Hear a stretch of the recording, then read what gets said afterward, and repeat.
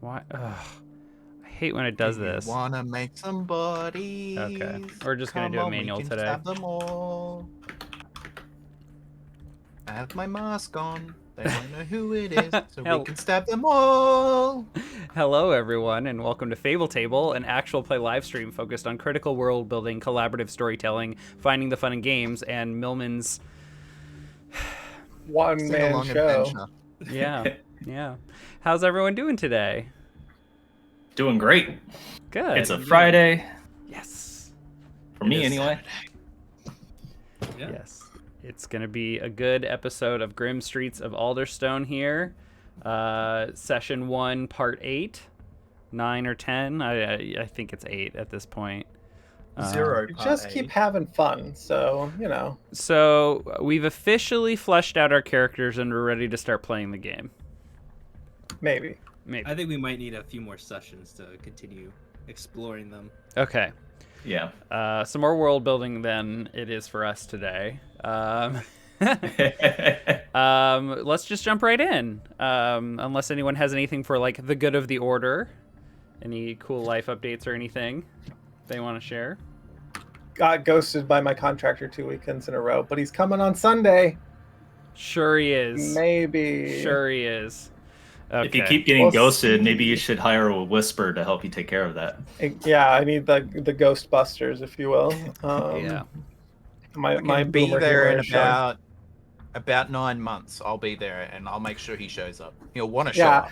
Yeah, if we had all the drywall up, I would just start mudding and whatever. But there's like 3 sections of drywall on the ceiling that need to go up, and I can't put that up by myself, like because I respect my own health too much.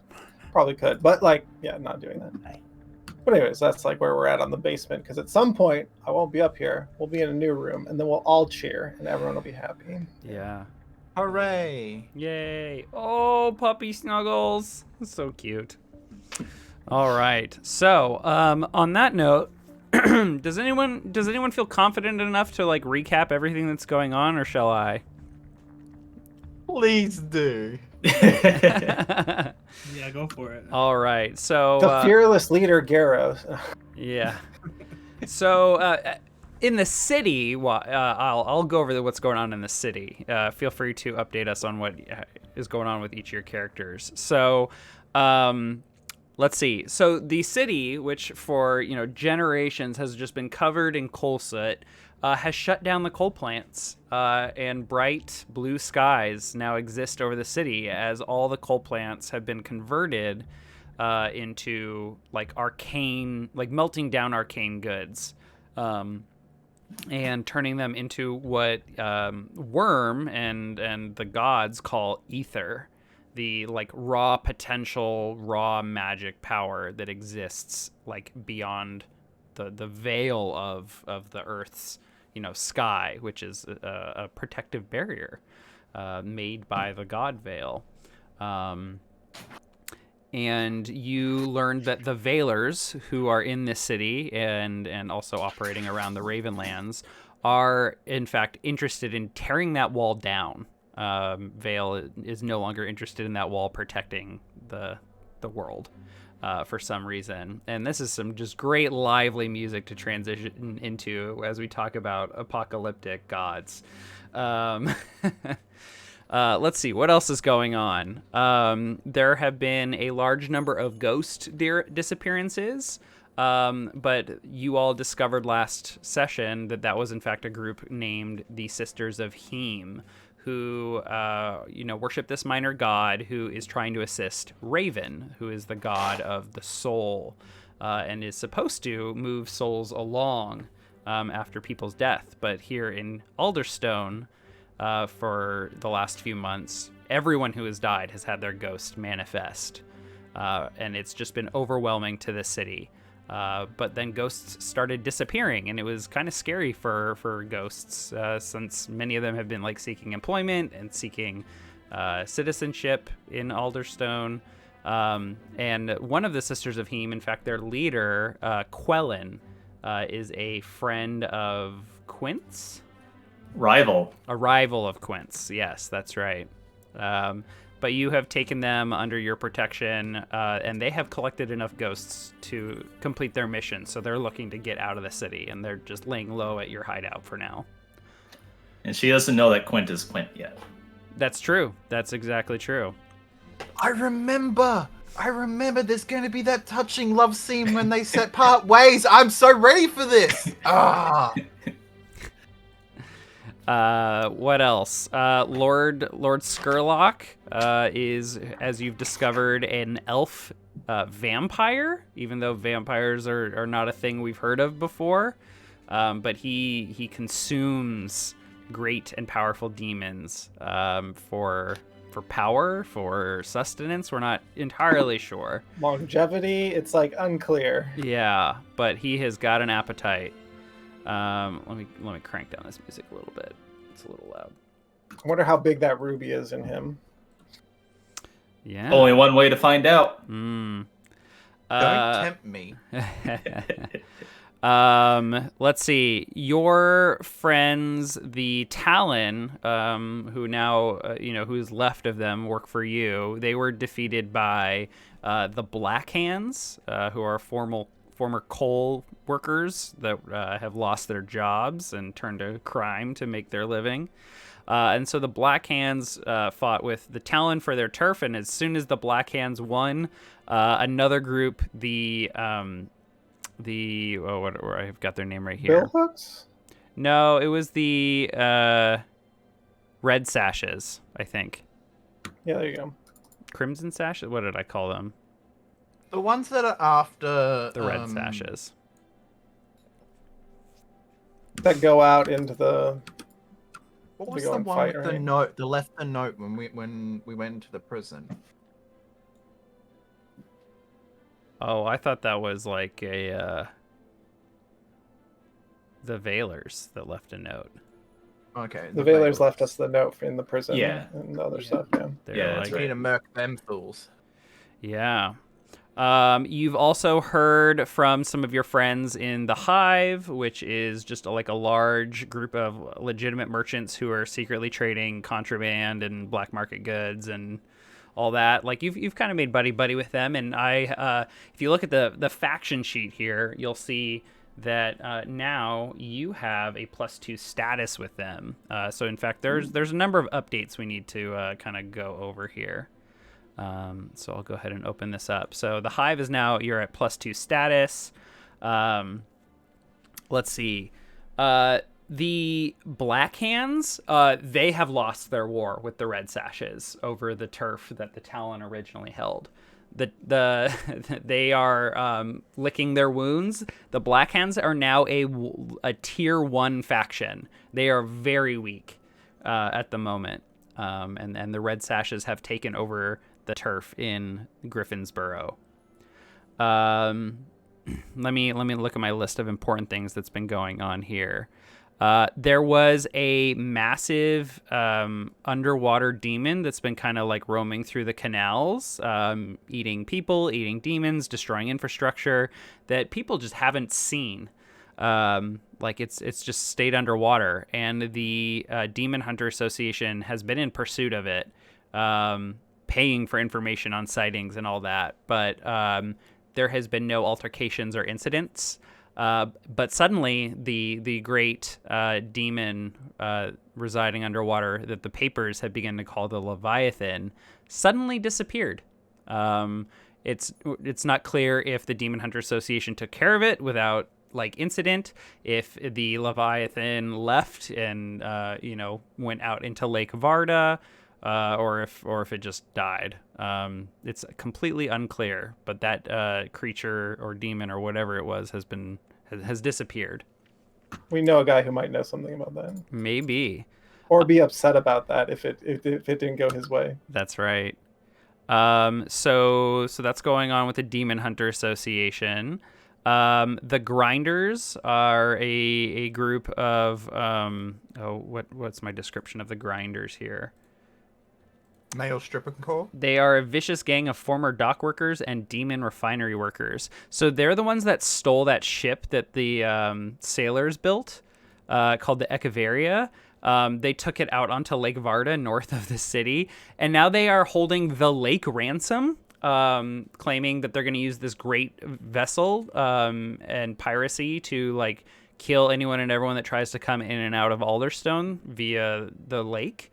They are not pirates, and they are not great at like running this ship. They're very disorganized, so people have been largely ignoring them, and they haven't been very effective so far. You all hear from some of your contacts at the docks, particularly the dockers, the dock workers, that a group of sailors are gearing up to take back the Echeveria from the grinders and kill them all. They have been moving fast and furiously to gather weapons and kind of coordinate a plan. So you expect the Echeveria to be claimed back any day or week now.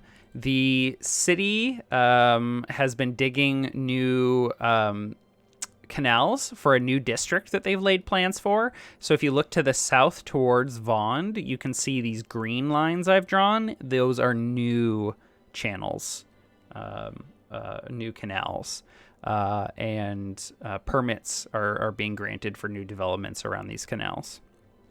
Were they digging them with dwarves, or is this the old-fashioned way?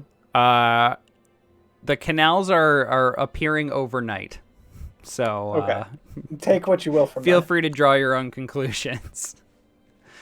What else? Thank you.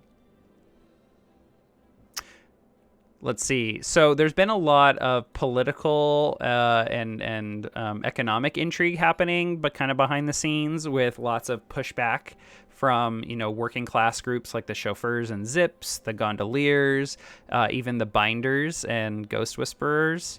Where they've been like trying to negotiate bargaining power or, fighting back against the rich by raising their rates. And the chauffeurs and zips have been very successful in doing this, like raising rates specifically for rich people, marking up the cost of their services in, more wealthy districts. And they are successfully getting like the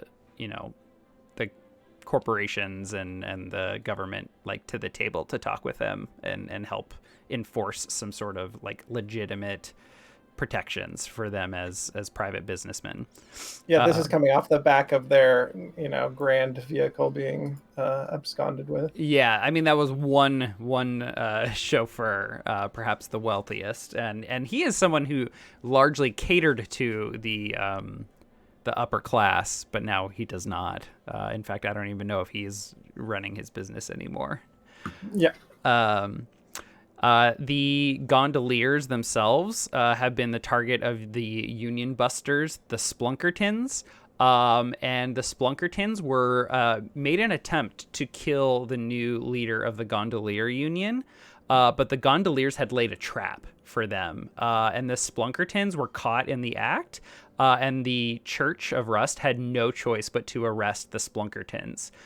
So not only did the Splunkertons fail to do their job and not get paid by rich merchants, but many of their crew are in jail at Ironhook Prison. So they have gone way down in faction status. So it's looking pretty good. That's a smart play. It's looking pretty good for a lot of the working class groups. There's a couple other big things, and I'm saving some of the bigger ones for last here. You hear from your contacts at the Hive, who've been kind of tracking the Rust Prince's movements and interests, that he is suddenly very furious and very interested in the Veilers. Something about a significant artifact was taken by the Harga Scavengers, who are that group that ambush Rust Brothers, bringing loot back from around the Ravenlands. Apparently, the Harga Scavengers got a big target and gave it to the Veilers. And so that's what we wanted to take. Uh-huh. That was the crystal that we wanted. The world keeps moving. We need to kill the Veilers. Let's go. This episode, Veilers the die. Severian That's episode. There we go. Okay, couple more really, really big ones. The ghost population has been largely afraid of, the craziness that's been happening with what the Sisters of Heme have been doing, largely because no one has understood who they are and what they're doing, and ghosts have just been disappearing. But that's now been abated because that, weird, mosquito trap, seems to have disappeared. And we sent out at the end of the last episode a thing saying that the job has been done, and we got paid from 2 different factions for doing it. Yes. So you all have built some notoriety, and in fact, I want to award you all some more rep for that, just because I didn't quite appreciate the scale to which, like, the impact on ghosts was gonna, like, make a name for yourself. We're pulling from all threads. Yeah, exactly. So I've just given you all 2 more rep. Excellent. Now, so the number of ghosts that are disappearing has stopped. However, the number of ghosts that have been appearing on a daily basis, just from normal death of people and their ghosts appearing, it's been insane since it started. And the Morticia, the department in the church and government that handles all the dead people, preparing their bodies for service as living undead, they were just overwhelmed by the fact that they now suddenly had to start also exorcising spirits from bodies as part of preparing them. And they just didn't have the numbers. But their projects behind the scenes have gotten them their numbers. They've gotten their people trained, and now they're starting to get that under control. They haven't quite finished their project, but it's just important to note that the number of ghosts being added to the ghost population is slowing down. And then on top of that, this is really important, the name of this faction, the Ministry of Preservation, which is the department in charge of transportation, management of demons, as well as the disbursement of food and other vital resources. They were put in charge of ghost regulation, by the Rest Prince. He laid down an executive order, you all are also going to deal with ghosts now. And they were expected months ago to release, hey, here's our plan for ghosts, ghost citizenship, ghost rights, ghost protections, and then just nothing for months. It's been super weird. They have suddenly released a press statement, and word has gotten around that they are they want to give complete citizenship to ghosts, and more protections than people were expecting, particularly because the church's position on ghosts has always been they need to be controlled, they need to be exorcised, they need to be regulated. And now suddenly this department of the church and the city is saying, no, we're treating them as they are people. So there's this just kind of weird dissonance from people now. Everyone's getting mixed messages from the church about how to think about ghosts. And the Ministry of Preservation has also ordered the Morticia to stop exorcising ghosts from bodies. And that in order to preserve the city of Alderstone and its people, we must allow everyone to become a ghost. And this is very contradictory to a lot of the teachings of the church thus far. So it's really, really weird. And you, through the Garros News Network and other sources, learned that the inspectors and magistrates who are in charge of they're basically constables that investigate crimes and handle warrants and trials and sentences. They are apparently going to go investigate the Ministry Preservation. They are suspicious of some weird stuff happening. So yeah, that I don't even know how to communicate how bizarre that is in terms of the way people think about their city, about personhood and citizenship, and that is being extended to ghosts by this one department. But then everyone else is kind of huh, what? No, I don't think so. So yeah, there is some kind of there is a dichotomy here, even among the church, which has like never happened in your lifetime. And finally, one other department of the church has been very active lately, the monastic dictum of demonology, in charge of regulating demons. They've suddenly started sending out SWAT teams looking for unregistered demons, and they seem to be equipped with something that looks very, very similar to your demon detector, Jeremiah. Mother fucking dogs.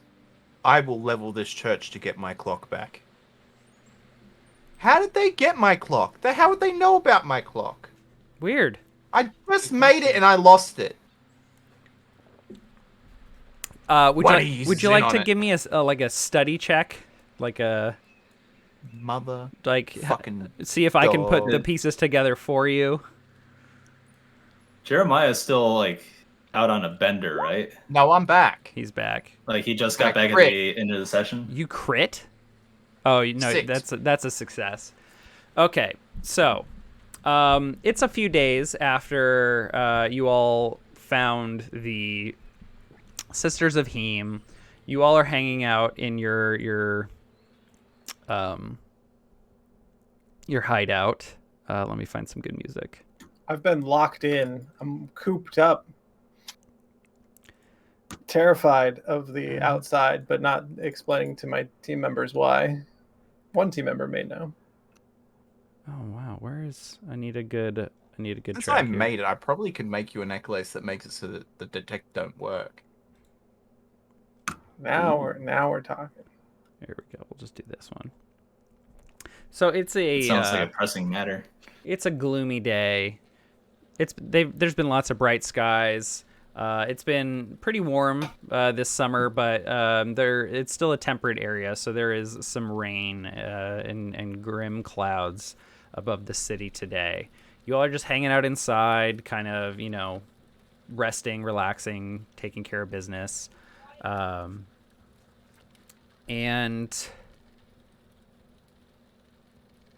Jeremiah, you've come back from your bender. How are you feeling after going crazy with drugs? Amazing. Absolutely wild trip. New powder that I've never had before. Had a great time doing it. Good. So besides like what were you doing while you were high and on your bender? Nobody knows. Okay. Not even he knows. Mm-hmm. I wrote down a bunch of the names. I can't remember the one I used last time.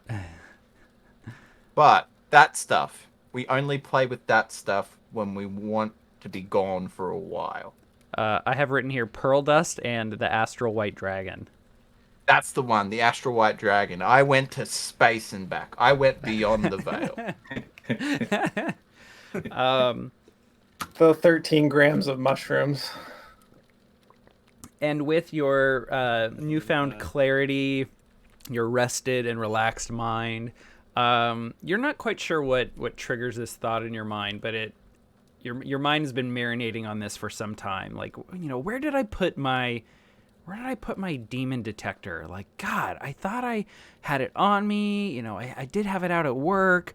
I could have sworn I saw it on my bedside table. Did I loan it to Quint for some reason, or maybe Garros? And it clicks in your head. Your boss has been talking about how things have not been looking good for the binders in particular. And yes, things have been going well for most of the labor industry. But with all of these arcane appliances and this new arcane utility that is powering a lot of people's, work around the city, demons are becoming less and less useful, just a little bit. And your boss, a couple weeks ago, closed up shop with no word. Didn't tell you, he was closing down. Thought you would have at least gotten that professional courtesy, but he had warned you that things weren't looking good, and there may come a day where he couldn't hire you anymore. Yeah, I remember that. Yeah, and it occurs to you, shit. I definitely set it down at work. before like running off to do an errand or using the restroom or something, and you forgot about it, and he must have been the one to take it. And now the dictum of demonology, the monastic dictum of demonology, they all now have like knockoff versions of this. He must have taken your tech and sold it to them. I need a side episode. I need to go and meet my boss real quick. Well, you've gone by his place, and his landlord says he moved out. Yeah, now I'm gonna go The find. place is shuttered. Yeah. I will. Didn't you give him a coin? I did. He has my lucky coin. He does. I forgot about that, but he most certainly does. That's amazing. I love that. Well done. Quinn, wake up, Quinn. I know you're having a nap. I know you've been reading all night. What is it? I need to find my boss. I gave him a coin. All right, give me a minute. Give me a minute. And Quentin will like lazily roll out of bed. You see, you couldn't have waited until midnight. Nope. And then I'm like standing there. I'm literally counting down a minute. Like, pull out an actual watch. Okay, 3, 4, 5, and like all right. Get to 45 seconds, 15 seconds. All right. So your boss has a coin. I take it you want to ask him a question? No, Or I want to know rather- exactly where he is. Okay. So we have to try to glean his location. If anything, you just Okay. need to pick his brain of where are you? Right. All right, I'll fetch the mask. And let's get this done. How long can you hold concentration on him? Right, 'cause you get to ask him a couple questions, right? So Yeah. you ask him, "Hey, where are you at?" He tells you, and then you keep him on the phone while we track him down. And then you pull your mask off. He goes dumb for a couple minutes. Beat the hell out of him. Okay. Beat the hell. That's the least of his problems, right? I think Well, I mean, until we find out where your thing is. right. I don't think we've like explicitly said anything like this, but I think holding concentration on this and traveling a great distance will be stressful. So you guys might have to help like Quint navigate a little bit. Well, Like basically keep him walking in the right direction and stuff. I just need you to tell me, like, to ask him, where are you? Like, what location? are you Or we standing can in? communicate.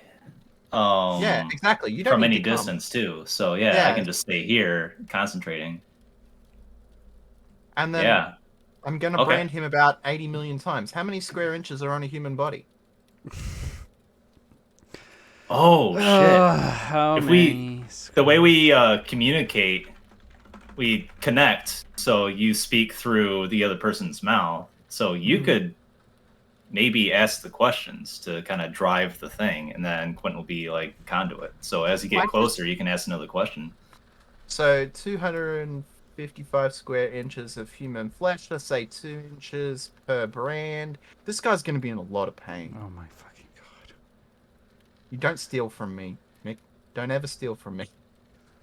Oh, my mistake.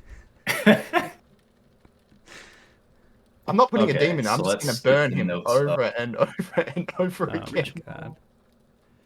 What was I doing? Oh, Got single Vengeance that target. will never be No filled. stress. Okay. okay.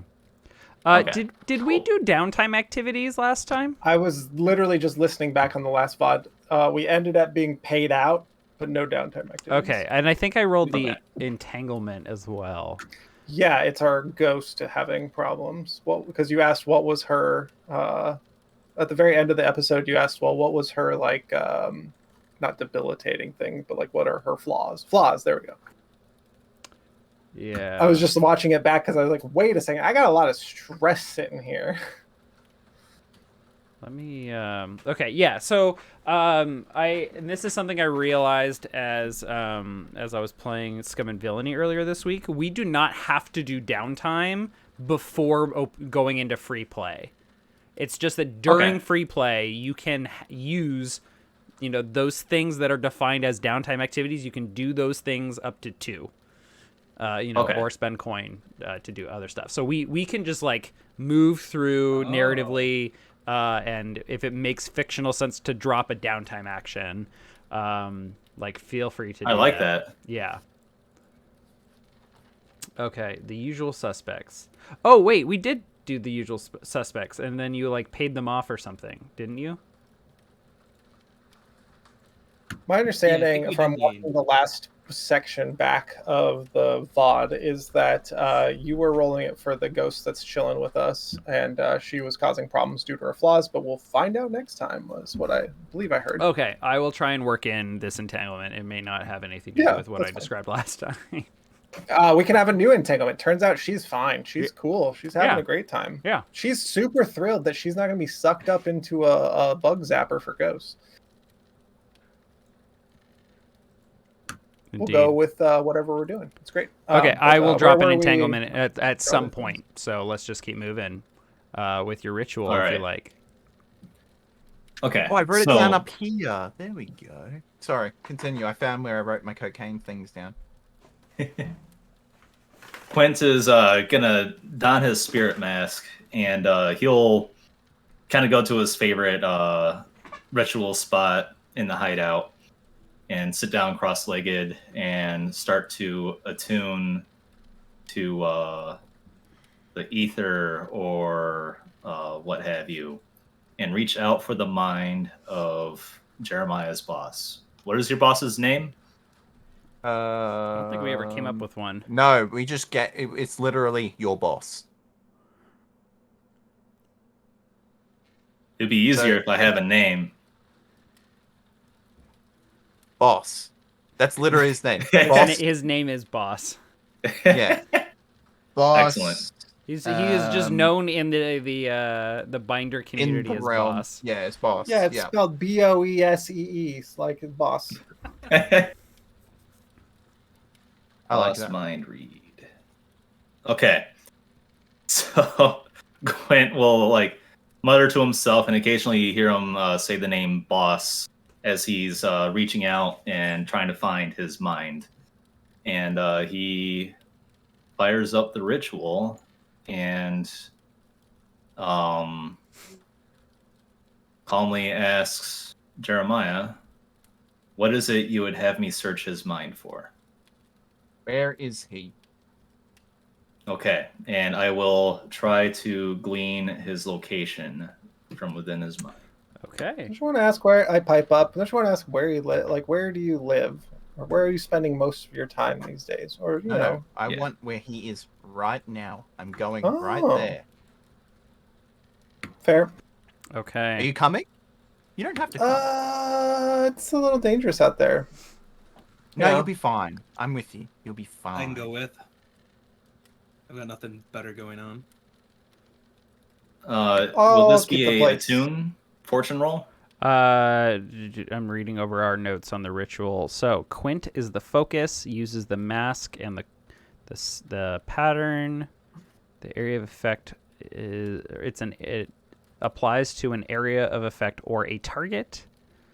So I think this happens regardless of distance, which is really bizarre and cool. But also you see my character get a little squeamish when you talk about like what you're gonna do to him and these other things. He's like, I don't know if I really want to be a part of that. Yeah, He's make getting fortune soft rolls. in his old age.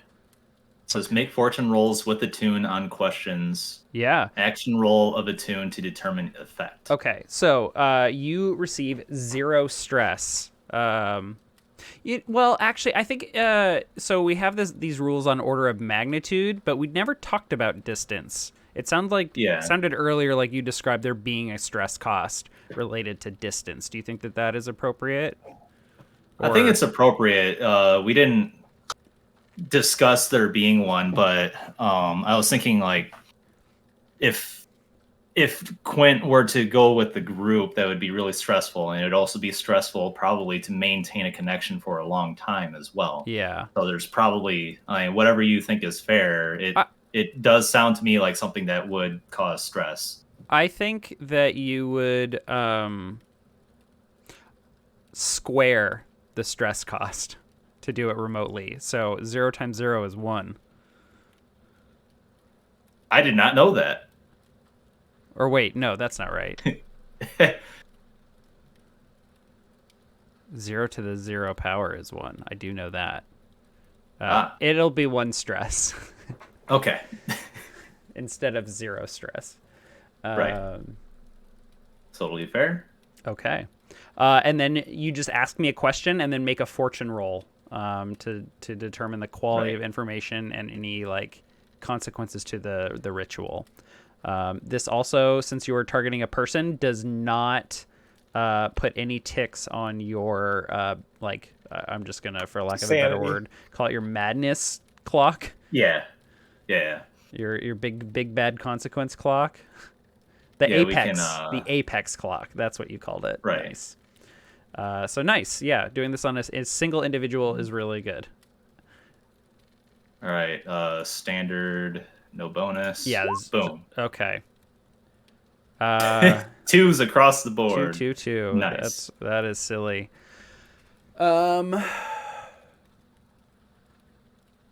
It's hard to maybe he's in a Quint's like reading his mind and seeing through his eyes and stuff, and the boss maybe just hasn't gone anywhere for a long time. He's like inside a place. I'll tell you what is happening.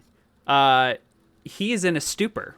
He is someone. His vision is blurry. His thoughts are like incoherent. They're not even full thoughts.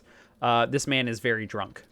But what you can tell is that he is drunk on something very nice, very smooth, very sophisticated and eloquent. He is enjoying himself. Quint like starts swaying a little bit, and he like cracks a smile, and he's starting to.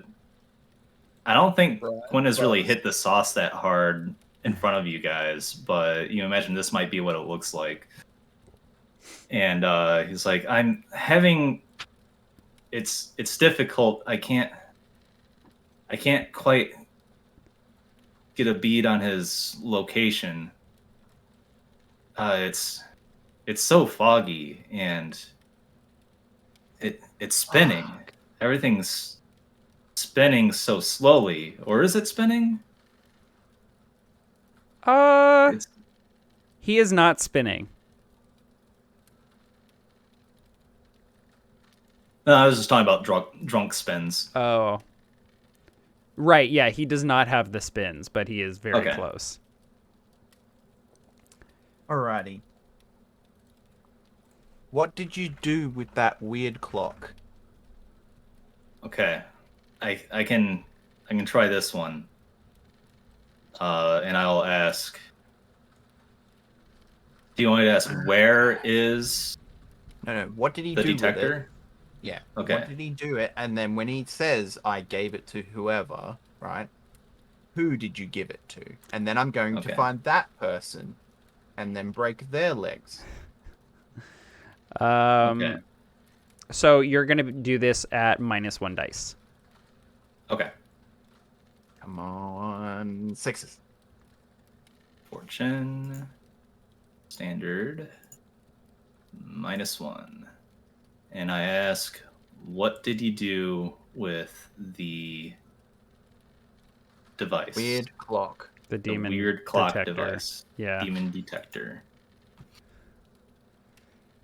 And it's just Quint's a lightweight. He can't handle this man's drunken mind, even though the man isn't drunk.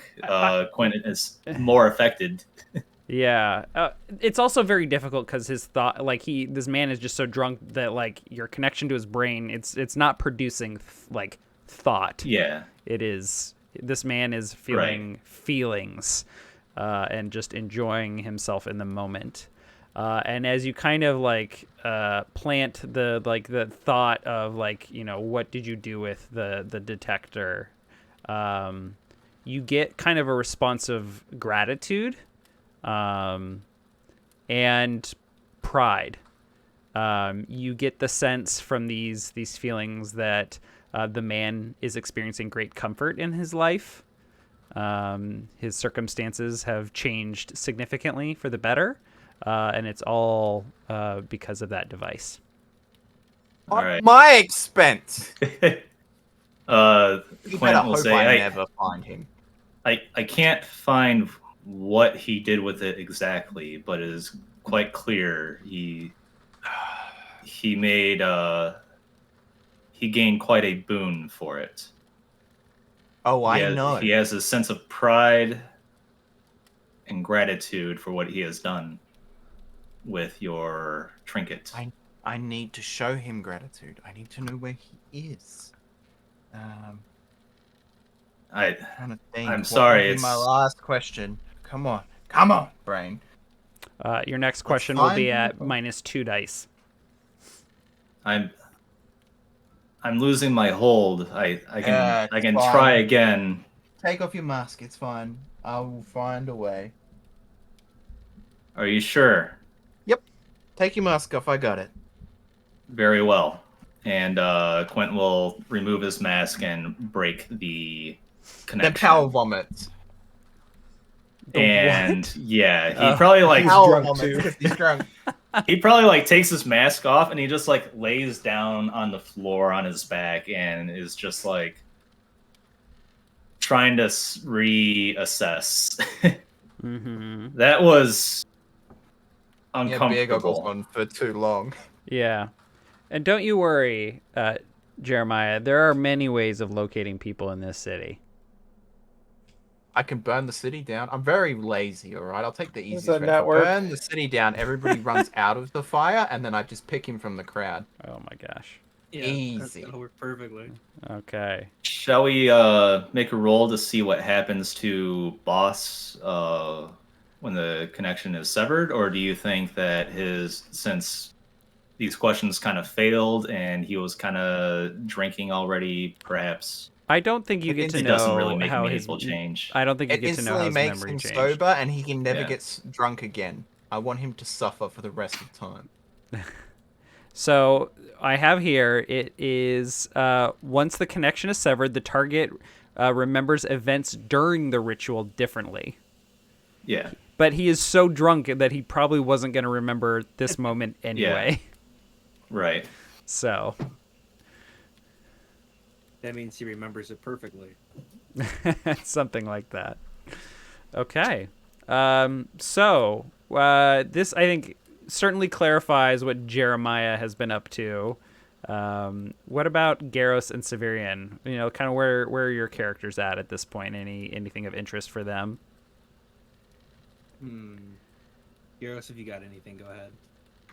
Yeah, there's been a lot of introspection on my life, and also a newfound fear of the city in general, because I could turn down any corner. I've seen what they've done to demons in the past, and what if they found me out as a unregistered? So I have been nattering about the place, and the place is immaculate. It's so clean on the inside now, because I've just been spending all my time, fix the things around here that I can control that are in here, and then making plans to potentially like expand our current abode and make our current abode nicer is the things that He's stuck indoors, Garros so has he's been working. expanding his walls. This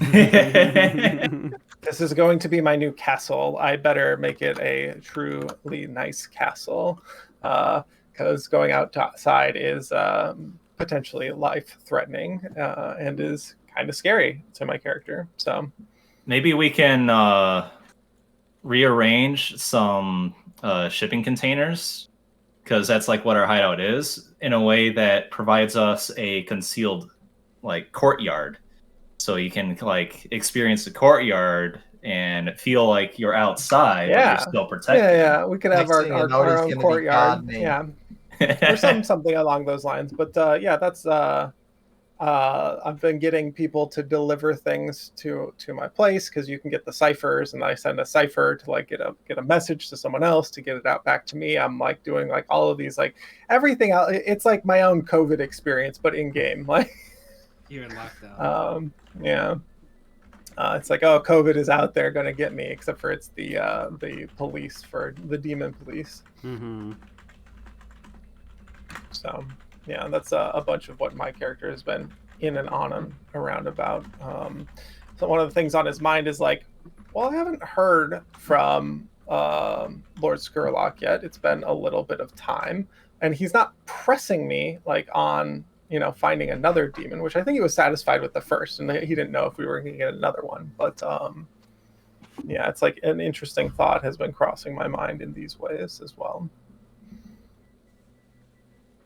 Yes, and no word comes unless you want to reach out. That's always an option. But as you pass the days, you hear nothing from him. I feel as if Lord Skurlock is one of those people that you don't want to waste his time. If you become a time waster to Lord Skurlock, he will not, like, if you're picking up that phone and always dialing Lord Skurlock, like, he's not going to pick up that call. So you got to make sure you're not wasting his time. Similarly with other powerful people in the city, Maha, who's our newfound friend, and other things like this. So I've been biding my time, thinking introspectively about all of the terrible things I've done to people in the past, how I can be a better demon human, and these other things. So, yeah. Okay. That's me. Any downtime actions from you to that end? If there are mechanical things in game that would make our abode for the crew better, I would be spending that. And also, what the other downtime I would do is grab some stress down.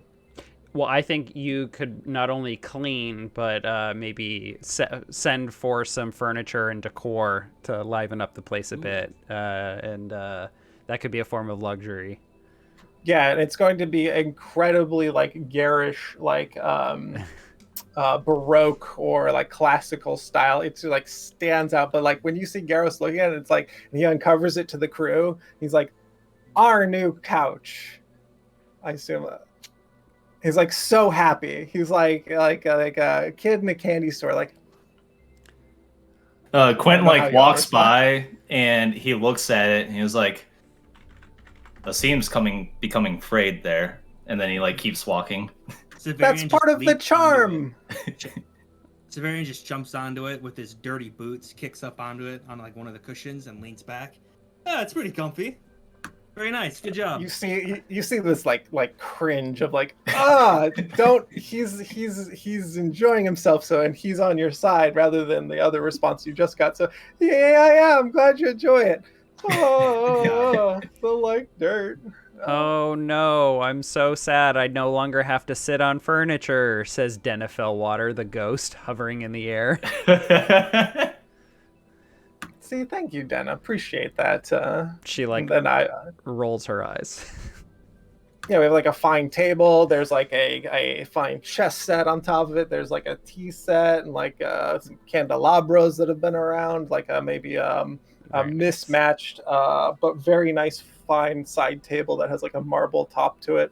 All of these pieces kind of clash with each other, but like they're they're like high-end luxury items, but they're just like, he's got no sense of style. He just like, I like that item, that one's for me now. Nice. They're high-end luxury items that each were a part of a set, but they are no longer with the rest of that set, and they're jumbled together. I'm taking physics class of being in a vacuum, but applying it to all of my decor. So I don't realize I'm making crimes against decor because I view each individual piece against decor on its own in a vacuum. Yeah, I view it in a vacuum. Nice. I like this marble top, and you just see him sprinkle the cocaine along the thing. You like clear it off. Line. Yeah, put the cocaine down. It's great. It's real clean. Yeah. All right. Yeah. Cool. Give us that indulge vice roll. I can't because I let's just see came here. off Oh, Indulge. Sorry, Garros. Not Click you. indulge I vice. was gonna say, I'm Are not there going on any another bender. bonus dice on this, Mr. Nick? I don't know. Are you using any of your contacts to help you indulge your vice? The news network is just Not finding really. antiques. I mean, like probably that's who I'm leveraging is the people that I have favors. I'm pulling in all my I'm- favors because I'm not going out and doing anything myself, right? Like You're or pulling basically in the ciphers, enlisting them for a no Phoning it in. internet like Facebook Marketplace or buy nothing group. Yeah, Oh my I'm God, burning he all my social equity to do. He's undercutting the market faction by starting his I'll take own 0 on it, Facebook. though. He just fucking makes Yeah. his own Facebook Take marketplace. +1. No, you're making Amazon. That's what you're doing. You're fucking up the market. That's a 6. Goodbye, all stress. That is all of your stress. Ooh, nice. Nice. Just hit the X there. Nice. Okay. Yep, love that. So that's your first downtime activity. Who would like to... Oh, Severian. Tell us about what's been going on with you. So I think Severian's been getting kind of antsy a little bit. Like he had this Valor plot to sort of focus on, but Worm kind of like told us what's going on. He still doesn't have the full picture, but he's not really sure of why they like threatened him. Like why did they send me a letter?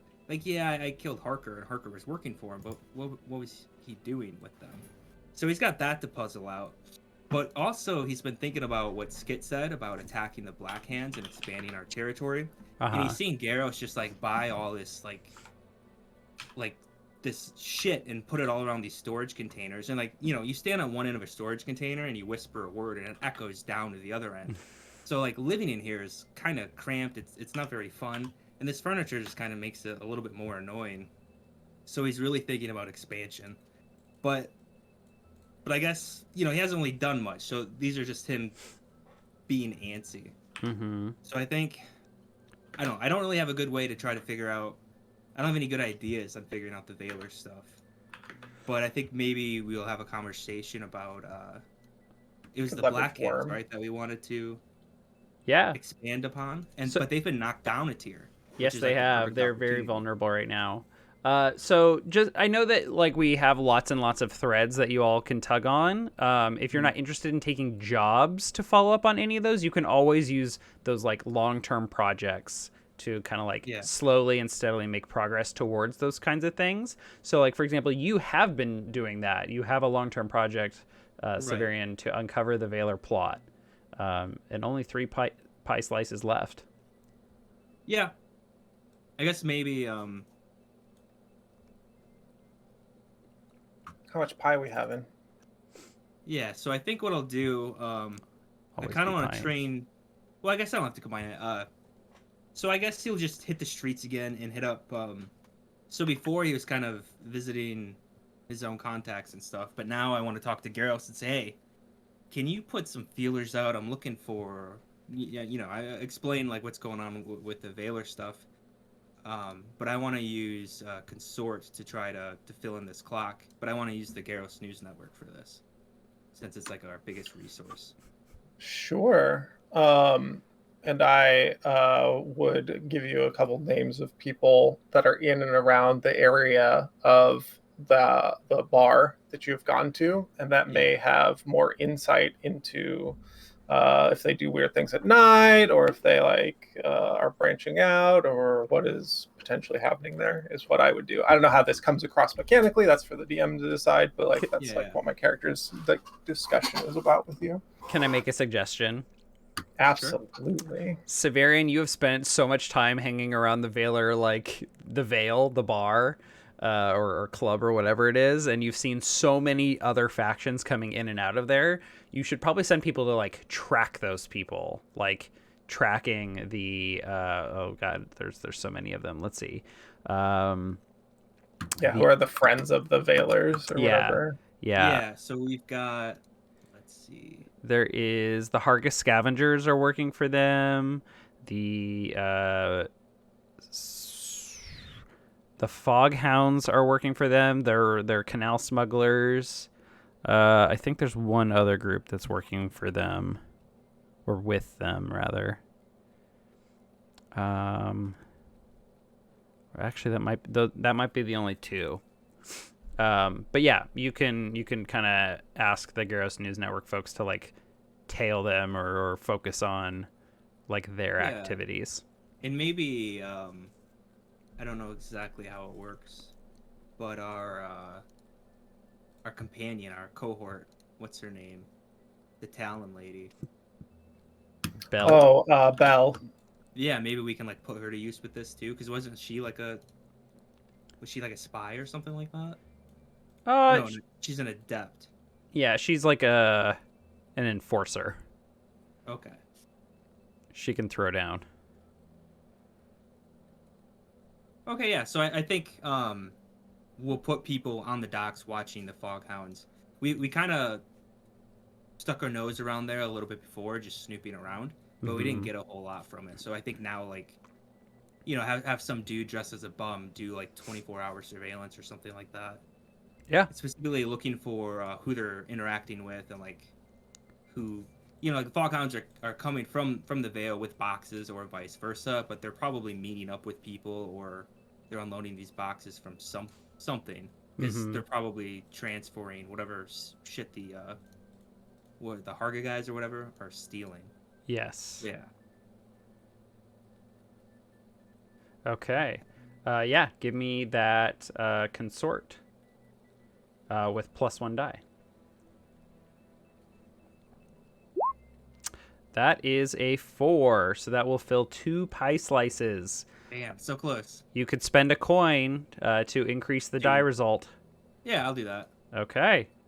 That will bring us up to a completed clock for Uncover the Veiler plot. Finally. Okay, let me pull up my notes here.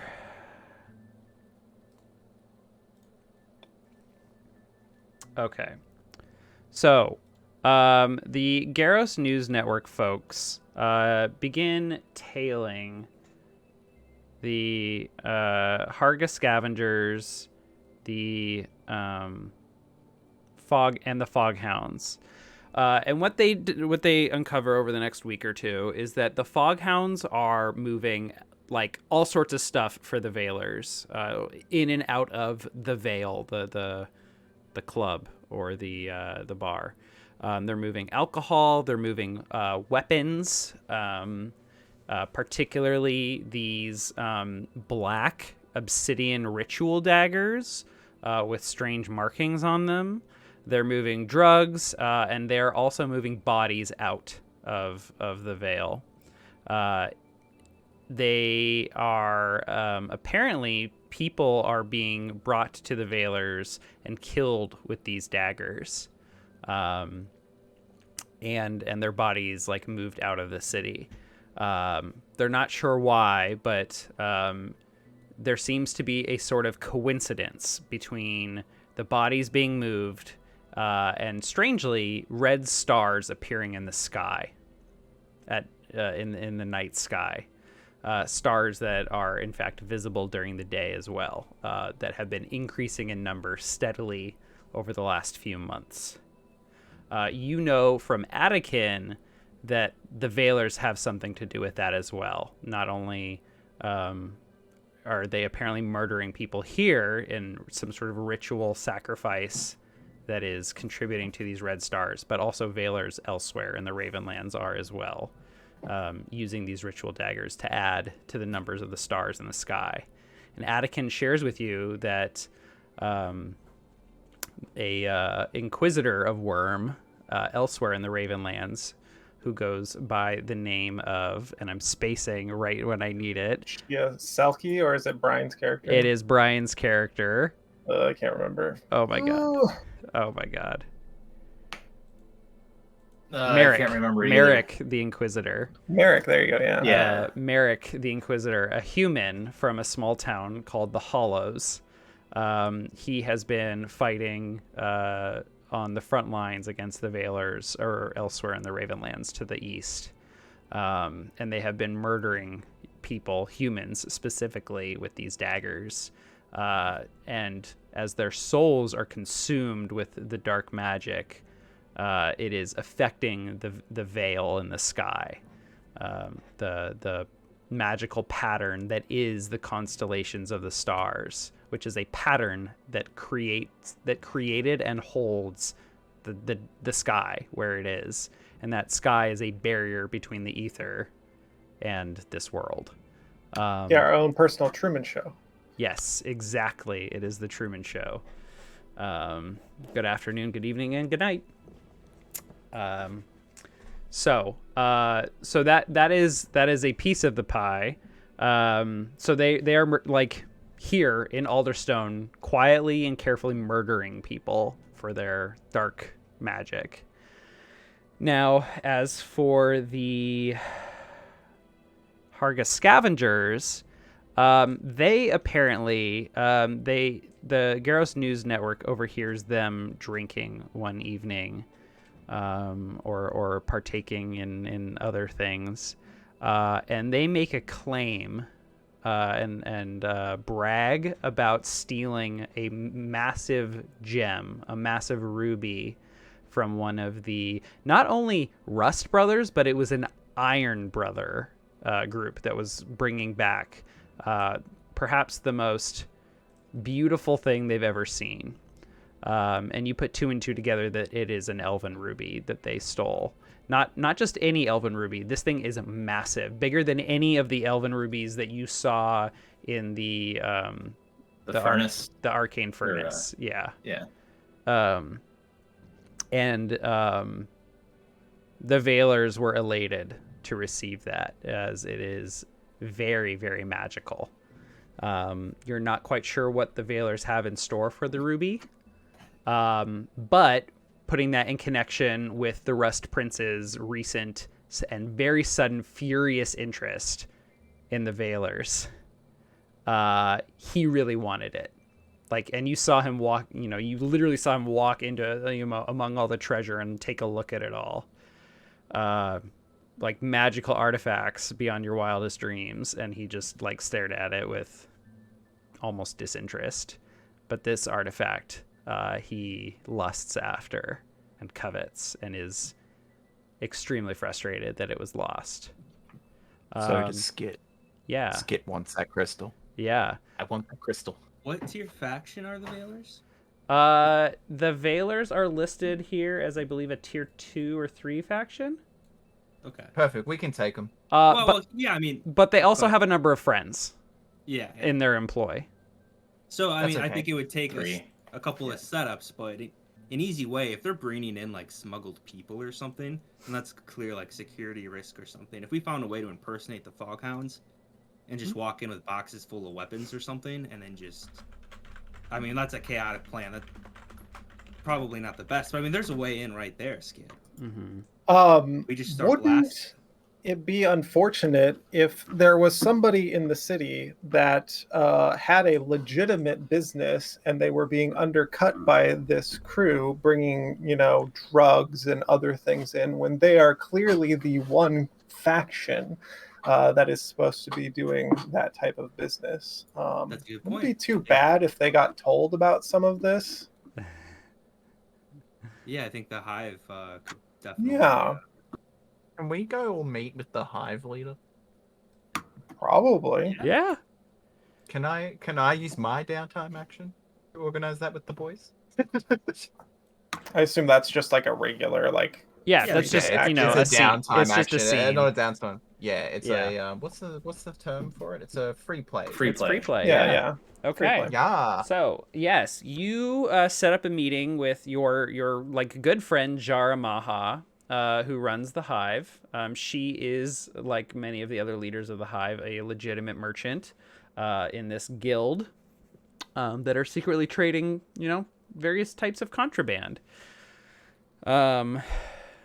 Really anything. Drugs, alcohol, magical artifacts.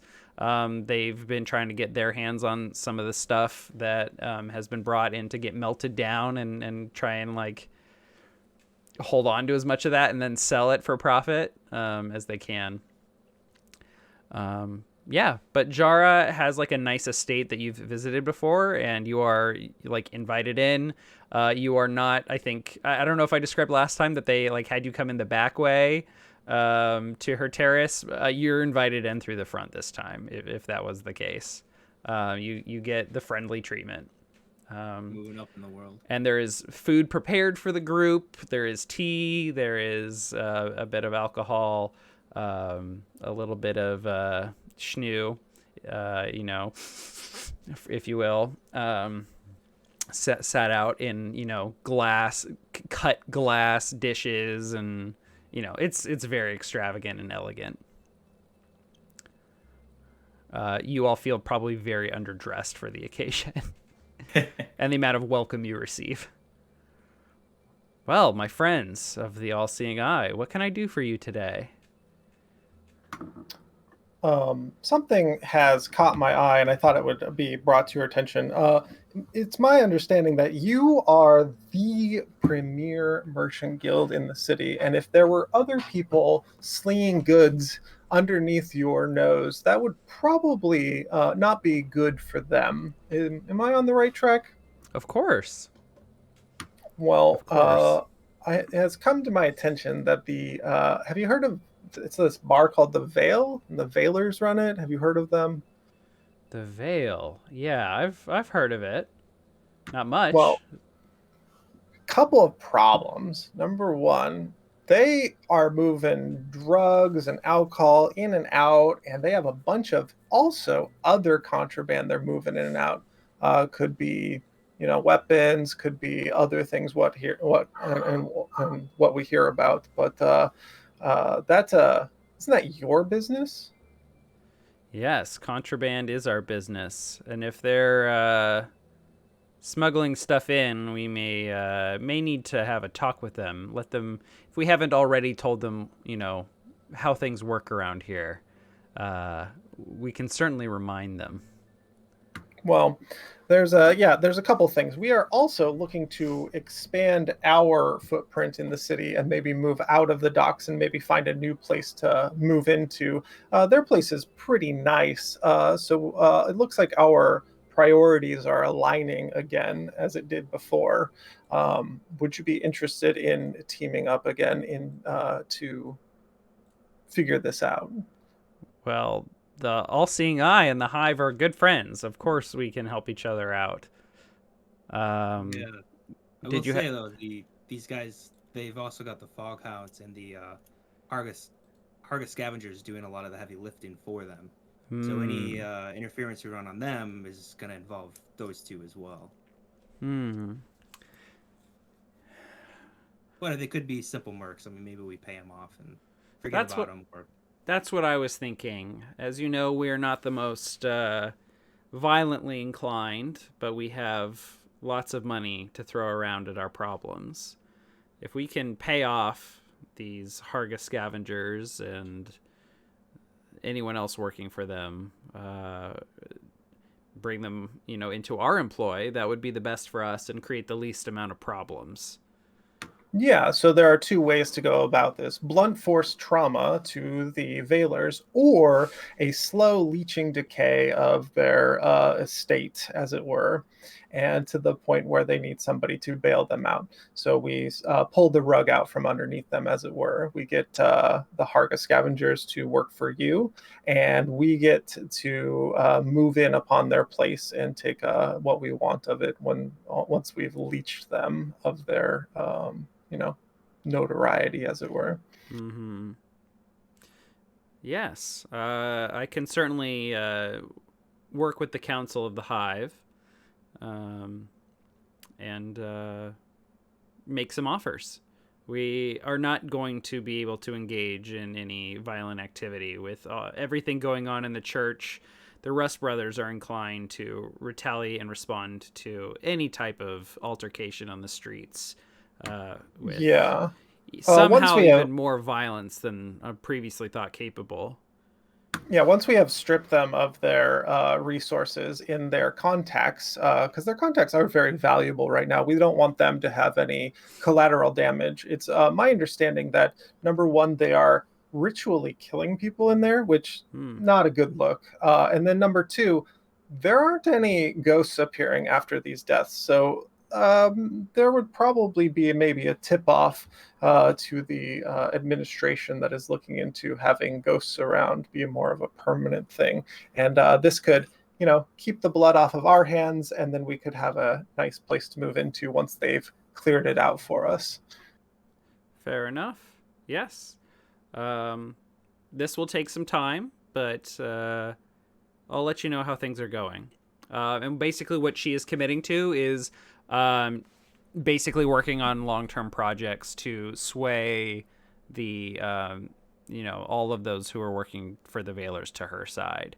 Let me look at what the Hive has been up to with their downtime actions. I mean, you all have basically been helping them with all of their downtime actions because all of their projects have been huge interest in the Rust Prince and what he is up to and what the church is doing.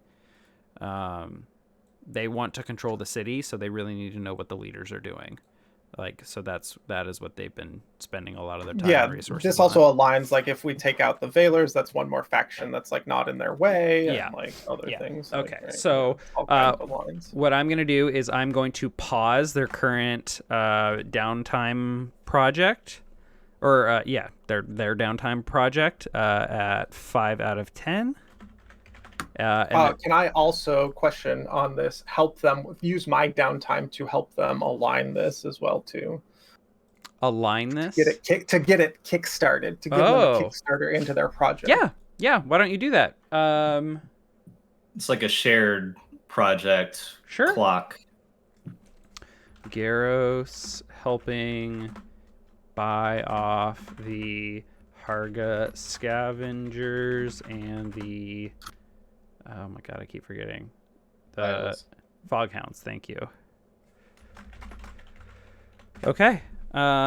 Great. So, why don't we do a shared downtime clock? Which is, I don't think something you're supposed to do, but we're just going to do it anyway. Fuck your system. It's our system now. It's our system now. We're going to Sir Haxalot it. Okay, so this is going to be I think a 6-step clock. I've put a 6 on my sheet. Perfect. So why don't you go ahead and tell me how you are helping do this? First, I would like to just unassumingly,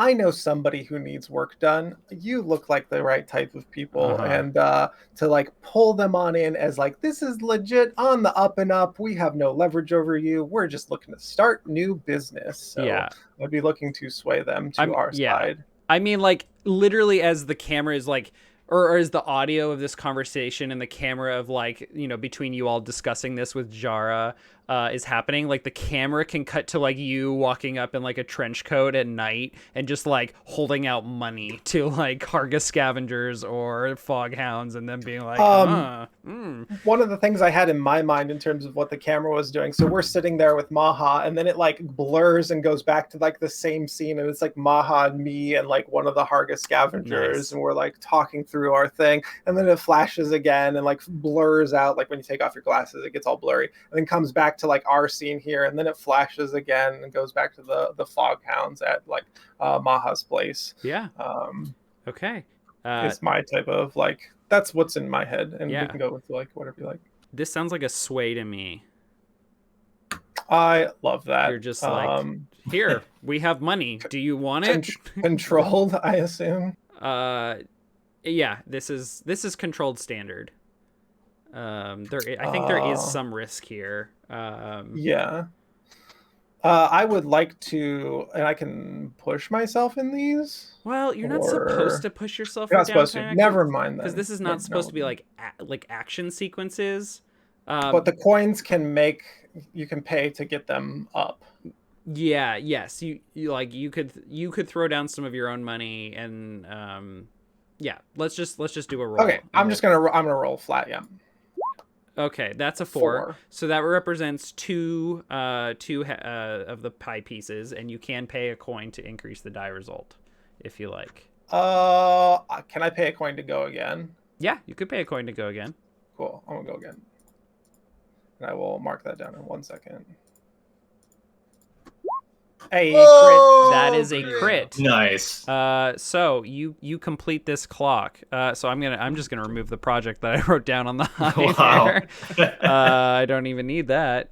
So you're sitting down with Jar Maha. The camera sees you talking to these people, and you're like, shoves money across table or like pulls it out of your pocket, and they're like, and they're like, explain, like, there's no words because this is all being like overlaid with the conversation between all of you with Jara, and they're just like and they're like explaining, and you don't see words, but basically they're explaining, well, we get paid really, really well by the Veilers, and then you and Jara like give each other a knowing look, and then you both pull out more money, and just like they're like, okay, you got it. I'm doing like all the talking as well too. So Maha's like this figure of like power to them that they don't quite have access to her. And I'm doing like all the talking and be like, yeah, okay, yeah, we agree. Okay, yeah, like, and she like sits there as like a powerful figure in the room, intimidating them, as it were. Okay, what were the Foghounds doing? They were great. They don't need to stop their project. Basically, you learn the Foghounds just have been moving bodies for them, and all the stuff I described. They knew that like heat was coming and that questions were being asked by the Church of Rust, so they were hiring binders for protection. Lots of binders looking for work these days, so they're at kind of cheaper rates. So having demons around as bodyguards is great. Fucking thieves. So they're working on hiring people for that, and then from the Harga Scavengers. Harga Scavengers, the Veilers, they gave the Veilers an Elder Ruby. Which That's what we want. I need more information on that. Focus on that. But they're like, oh yeah, and also tomorrow, there's some orcs arriving from somewhere called Gallerhall, some like dignitaries. The Veilers wanted us to kidnap them. Should we still do that, or Nope. Kidnap them? Why would they want them kidnapped? Interesting. Yeah, you probably should not do that. Do orcs have like soul stones or whatever too? Are they? No, they will wage war on the humans and keep the Rust Brothers busy. Well, let's not do that. Okay. Oh, that's a good point. I turned to like Maha to like see what she like. It's like, and she like could like nod or shake her head, or she asks, what are the do you know what the orcs are arriving for, or who they're meeting with? And they go, yeah, they were arranged to come here to meet with a faction called the Circle of Flame, a refined society, a secret society of antiquarians and scholars, which is a cover for extortion, graft, vice, and murder. I think they were just interested in like trade with the orcs and getting a bunch of their like historical and magical artifacts. So, we were going to both kidnap them for information for the Veilers and then, get them their magical stuff. Yeah, here's the thing. In kidnapping them, it doesn't have to be violent or these other things. It could be more of a redirection towards someone else who would like their, attention, as I like turn to Maha. Yes, absolutely. We would be very interested in meeting with these orcs and taking that deal at whatever this Circle of Flame was going to pay. We'll double it, and you'll double our pay. And she nods, and then that represents the crit. So we're just making it hail because like these are coins, right? Yeah. You make it hail. And to be honest, the Harga Scavengers would have been fine like double dipping and still going and kidnapping the orcs even if you told them not to, but you critted. You are paying them enough where they are not going to like double cross you or like, try and burn, I don't know what the phrase is. Burn the candle. Go play both sides. Play both sides. Yeah. They will not be doing that. paid off of working with Veilers. Okay. So you all have effectively isolated the Veilers. Also, the Harga Scavengers, I already rolled their downtime action for this downtime. They crit. Tomorrow, they go talk to the orcs, and the orcs are like, great, we love money too. And that is just wonderful Awesome. for the Hive. So with all of these crits, your crew status with the Hive is going up to 3. Hell yeah. Hell yeah. Hell yeah. A crew status of 3. Oh, sorry, the chat didn't see your crit Reputation, here. yeah. Oh, we gotta show the crit off right there. There's that crit. 6 baby. On a 3 dice. I've rolled 5 dice or 6 dice before I got Yeah. a 4. So for faction status, a +3 ally. This is the highest you can get. They will help you even if it's not in their best interest to do so, but they expect the same from you. Again, the faction status is like how much are they willing to go out of their way to help you or hurt you. Having a +3 ally is really, really good. This is a very strong faction too. Like they're tier 4. The tier 4 strong. This is really good, y'all. Nice. Yeah, they're even being boosted, right? Like they're getting a boost out of this. So I turn to the crew as we're back at our place and say, now that the Veilers are going to see a turning of their fortune, do we tip off the Rust brothers to go in and clear out the place for us, or do we have something else in mind? No, because they're gonna take my crystal. I wanna. Back when we were talking with Maha, if you hear anything about the crystal, I want to know about the crystal. If it shows up, I will pay you in whatever you want. I want the crystal. Well, hold on. What if we tip off the Rust brothers that the Veilers are the ones behind it, and then we tip off the Veilers that we tipped off the Rust brothers, wait and see where they go, and then they're not going to take everybody out of the Veil. They're going to probably transport the ruby, and then we hit them then. I'd rather The just go and take the double ruby. cross. Yeah. Oh wow! Welcome to Pixaria's party of 12 coming to raid us. Welcome. Awesome. We are currently playing a Blades in the Dark campaign set in the world of the Ravenlands. We are playing in a grim city called Alderstone.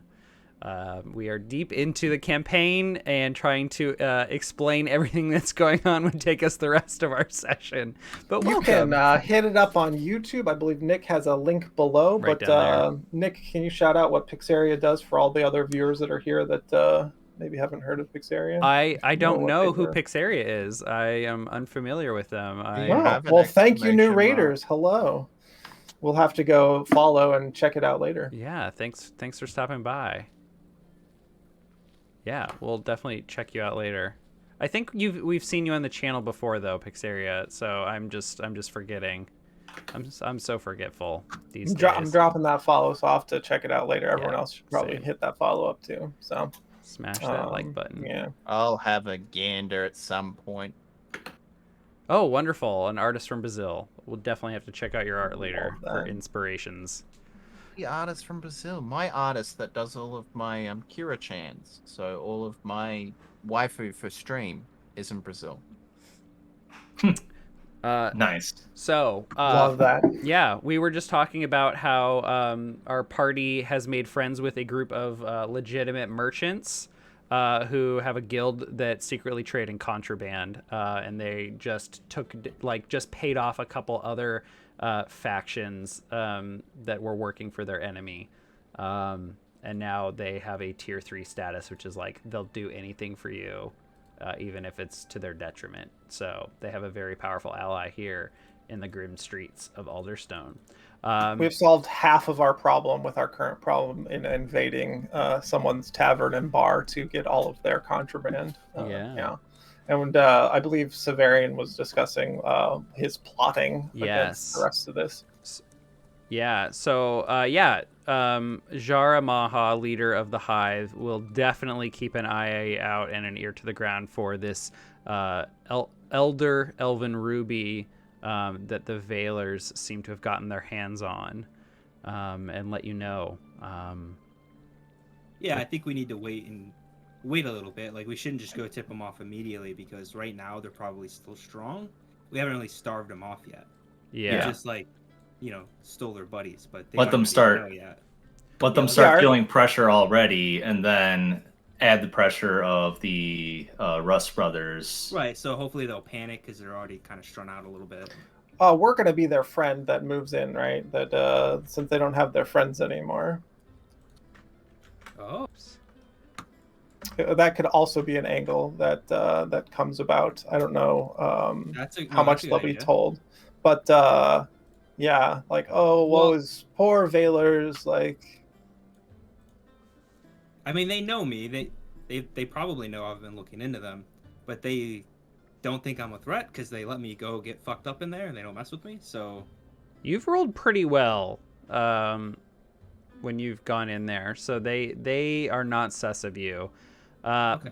But what you learn from the Hargus Scavengers and the Foghounds, they're like, whatever the Veilers have been up to, they haven't really shared that much information with us, but they just seem to be ramping up. They're trying to expand, they're trying to build up, their allies and their supply routes and their logistics, figure it all out. They've got something big planned, whatever it is. So, they're nowhere near being done with whatever they have planned.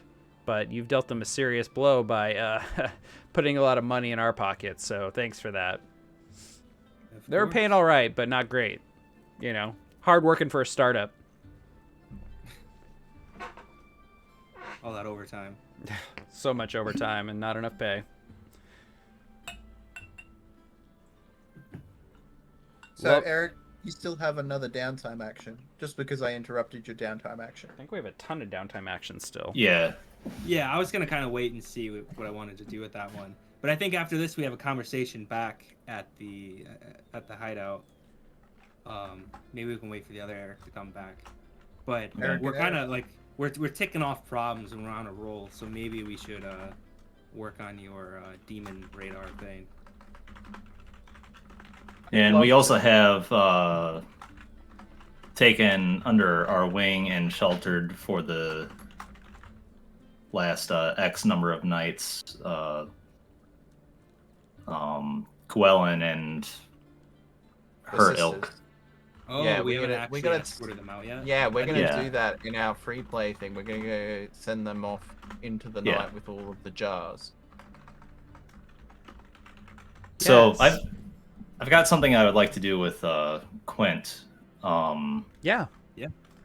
That I think it would be good to do that before we saw Gwellen and her fellow sisters out. Yes. So setting the scene, Quint is on the new couch, just kind of sitting in contemplation, and either Jeremiah or Severian walks into the room. I'll let you guys decide who's up and about. Sure, I mean I can just waltz in there if it's Right. like during normal people hours. Yeah. And then I'm a 24-hour clock, so I will be there all the time. Perfect. Okay, so maybe all three of us are in the room, and Quint is just kind of looking off into space a little bit, and then he says, "Jeremiah, Severian, when you think back on your life, do you have any moments that you wish you could just watch or see them again, live them again? Things that you think you could have done better, or things that you could learn from now that you're more experienced, wiser?" Me, personally, no. If I want to relive a high, I can just go buy more drugs. Yeah, If Quint, I you want- see. Sorry, go ahead. Keep going. If I wanna see my family die again, I can just get another family, and it'll just happen again. What about Like, your personal mistakes? That's why we can't go back, because mistakes are meant to happen. You're meant to learn and change from them. You don't get a redo. The idea is when it happens next time, you don't make the same mistake. I don't speak of a do-over. More like to look at it under a microscope so you can learn more and make more certain that you don't make the same mistake twice. Or you just don't go into that same position again. He looks down into his hands, Jesus. and you see that he's... Sorry. Yeah. My bad. Quentin looks down into his hands, and you see that he's holding on to one of the coins that Jeremiah made for the mind reading ritual. I've been thinking there are many mistakes that I made. I'm still young, but I have risen in the recent year, or rather months, that we've been a crew. There's some things I'd like to look at again. I think I can do the ritual on my own mind. Just don't make your head pop. 1, I don't want to clean that up. And 2, you may die. And a ghost of you is creepier than a guy that deals with ghosts. You know what I mean? Like, it's 2, 1 in itself. Oh man, if Quint was a ghost, we got to get a bigger place if that happens. Well, I've kind of always felt like I've been part ghost and part demon already. And he kind of looks at his arm that I'm not sure if you guys have seen it. He covers it up a lot. I've probably seen it. Like, Yeah. you've always fucked with your gloves and covered that arm. Yeah. So I probably was high enough to be, like, hard focusing on the fact of what's wrong with your arm. Right. I can cut it off. I'm sure we can figure out a way to remove it, if that's what's bothering you.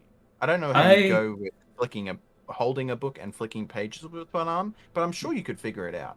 I don't consider this a flaw. I think it may be a gift that I haven't learned how to properly use yet.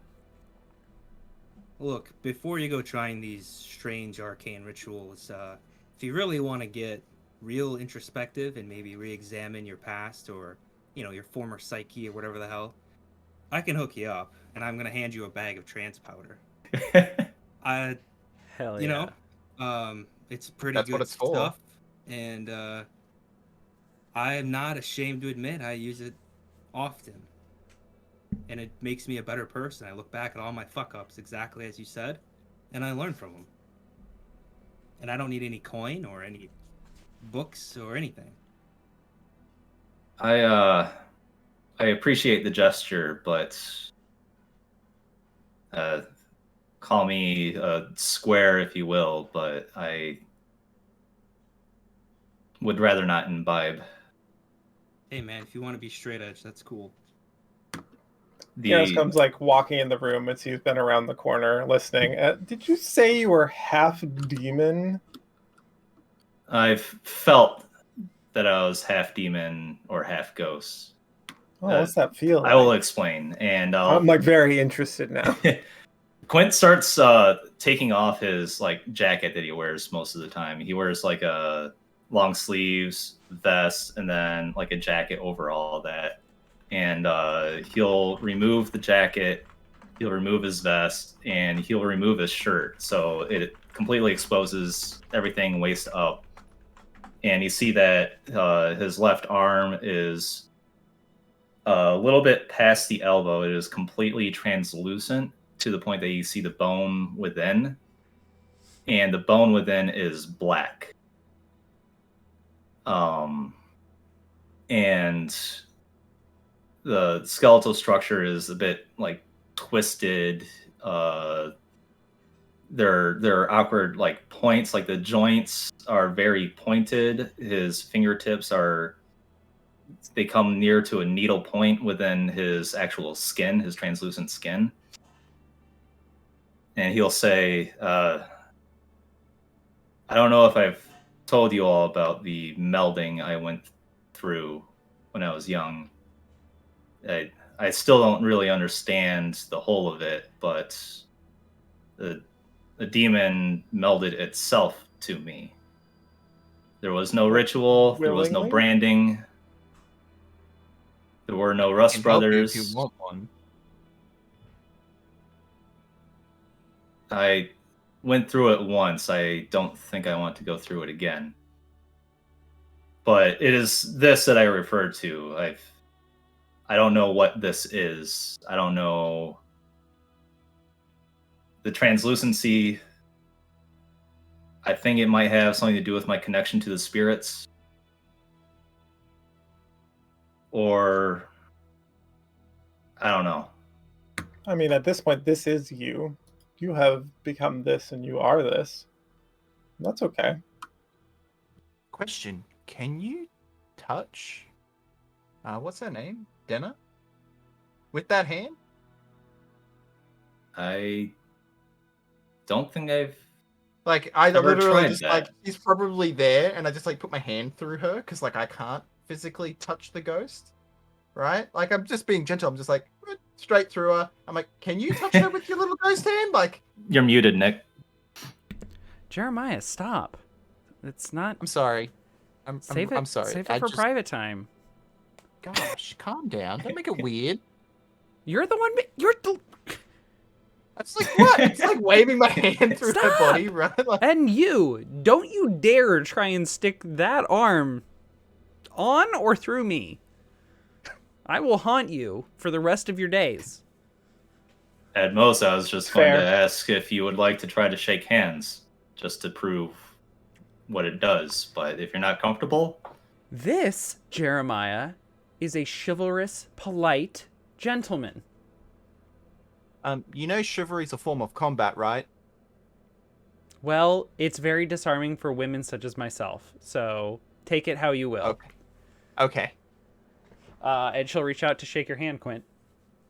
all right, and he'll like reach out to shake hers and see if there's any physical contact. Which, Give me an attune roll. okay,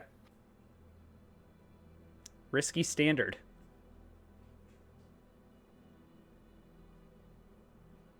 Don't you dare kill my ghost lady. 4. So partial success. What does that mean? Maybe there is something like tangible to it.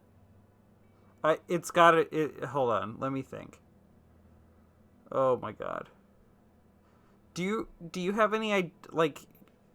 Do you, Travis, have any thoughts on what the demon that attempted to meld with you was like? Like, do you have any working ideas or thoughts? I do not. Okay. I've been wanting to think of something, but I guess the muse hasn't really hit me on that topic. No, that's good. We can. Does anyone have any ideas? Okay. Well, I we got have a a- good one. I would just talk about how Quint's powers manifest, right? So you have like a very smart, powerful demon that can read minds or whatever, and you also have a demon that like does lightning tricks, right? And So- yeah, performs magic. Like literally can perform magic. Yeah, so these are like the two things, right, that would manifest against what you got from the melding. Like, that's in my mind, right? With my thought process is, so what would a particular, like, so when picking a demon from a demon realm, right, because obviously there's levels to it, what would the demon gain from acquiring a child's form? Okay, obviously he's mind control-y, he's got the electricity going on, and he's arcane adept, right? So what would stop a demon from doing something that would require a physical being? Does that make sense? I mean, if a demon is very old, the demon could be dying and want to extend its own life in a way. Well, I think Garros,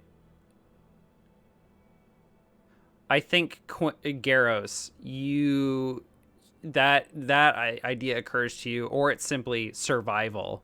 Being a loose demon in a strange land is very dangerous. I mean, right now there are squads, SWAT teams looking for unregistered demons, equipped with the ability to detect them easily. In easier, in less scarier times, like you as a demon had the opportunity to hide in this person, in this body. Perhaps this powerful demon was attempting to do the same. And failed. Resulting in I go on to like skirt the subject as to like bring attention to myself, but like, just musing of like, well, this or that, and I throw out a couple really bad ideas as well, like sprinkled, peppered in there. Yeah. It is interesting. This is Quint. I will have to think on this more. Yeah. But... so let me tell you what happens when you touch Denna. Okay. So when you touch Denna, she, as this pale apparition, begins to... She looks, when she touches you, she looks as though she has touched something icy cold. Something that is freezing her. She gasps. She looks as though her life force is being drained from her. And she becomes even more translucent for a moment until you pull away. Yeah, as she gasps, I'll let go. And as she kind of recovers, are you okay?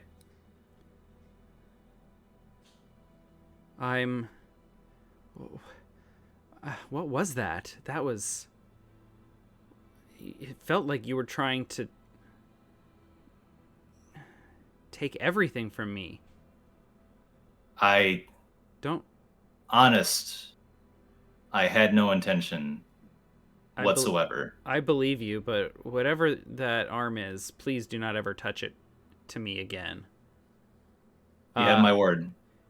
And Quint, in the back of your mind, there is a feeling, a desire, a lust, a thirst for life, like a literal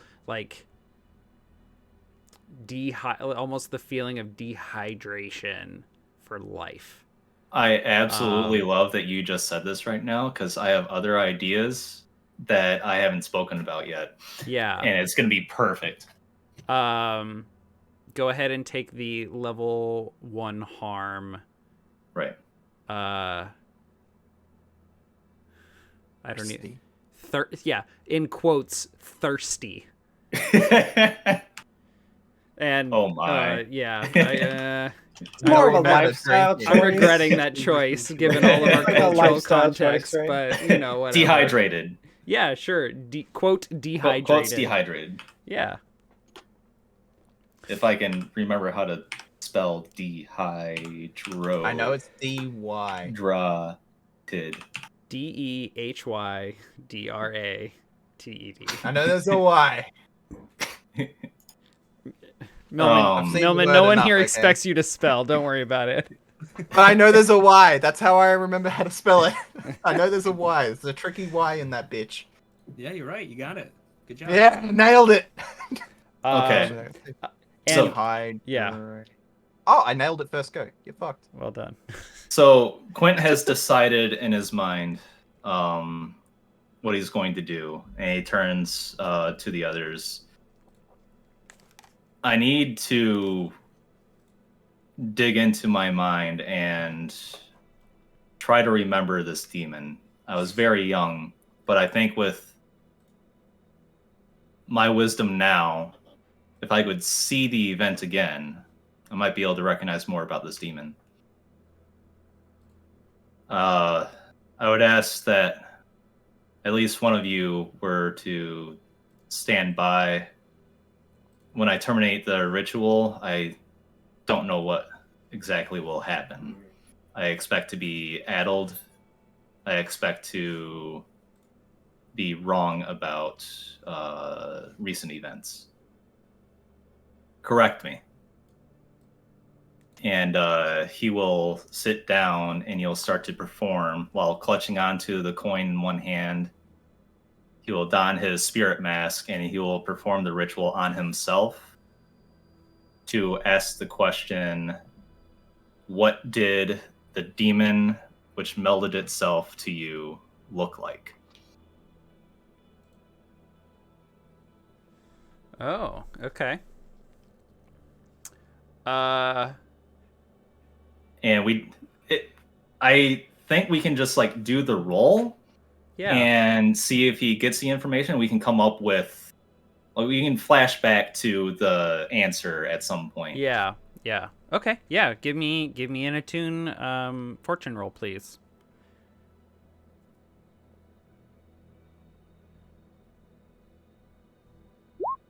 That's a 3. 3. It's too distant in his mind.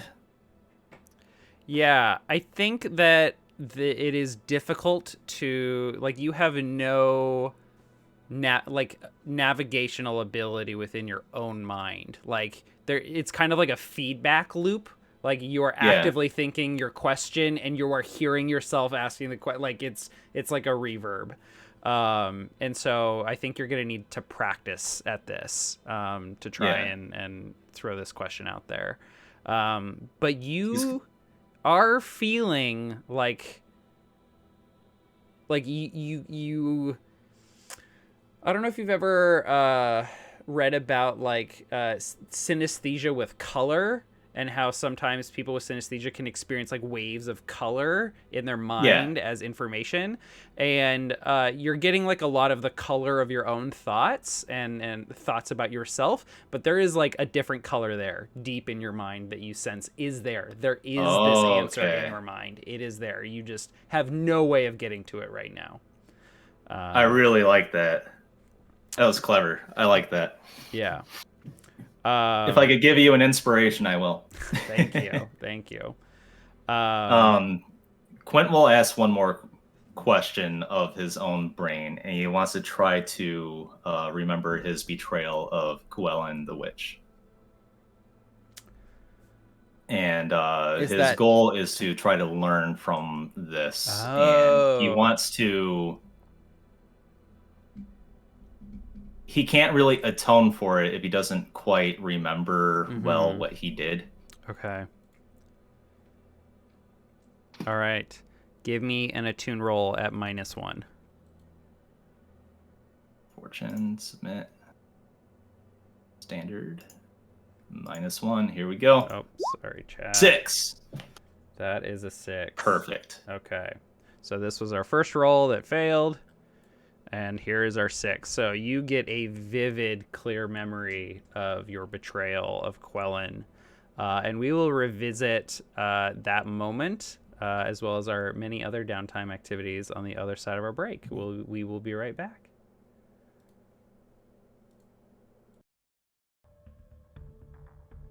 Welcome back, everyone. Okay, so... Quint, you are traveling within the confines of your own mind, looking back to your last interaction with Llewellyn when you were young and both working for the church. And outside of the confines of your mind, the rest of the party experiences something slightly different. There is a knock at the door, a loud, powerful, and aggressive knock. And announcing themselves... Severian, you're quite familiar with this. Oh boy. Let me pull the right words, the right term. Inspector for the Church of Rust. Open up. I look at the boys and I start walking towards the door. I'll answer it. They Leave it probably with know me. we're here. And then I'm gonna turn and just give you a look of back door. All right. Not you. I wander like, oh yeah, let me go get some things started. Bloop, bloop, bloop, bloop. I think Quint is Back into like our maze of like containers back Yeah. here. Quint Yeah, is like- seated still in his like favorite ritual spot, and he's still Yeah. connected, and he's kind of stuck now because Well, he doesn't know what'll happen if he severs the connection, and he's pretty sure it's not going to be good for this situation if he does. No, Well, you you got just the keep perfect doing cover. you. You have the bag of trance powder like right next to you. Yeah. Okay. So Quint, really quickly, is for the impact of the mind alteration of this ritual, it is an action roll, per the rules you Yeah. and I came up with. So can I get an attune roll from you, risky standard? Okay. I was debating like trying to maintain a connection while I rely on my allies to kind of escort me away from there Uh-huh. before I break the connection and then do something stupid right in front of the Rust brothers. Can I would clearly be recognized. Are you still and like aware of your surroundings?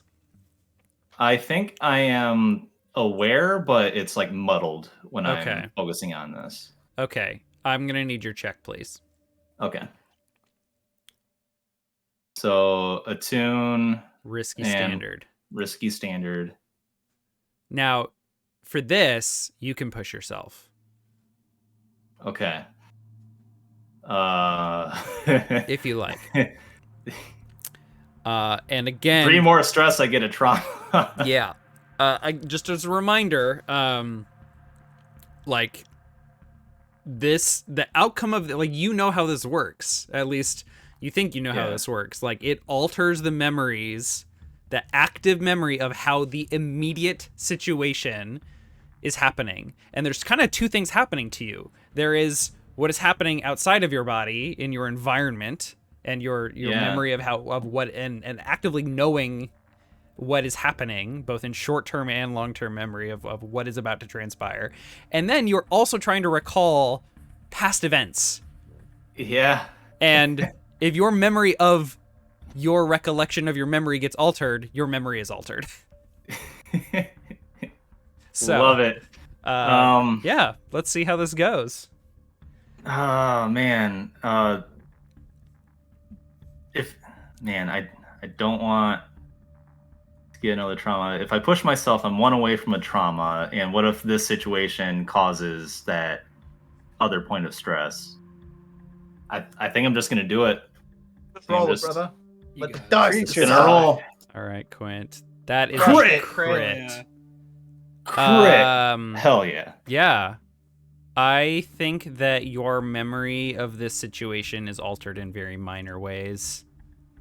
Like things that are just not important.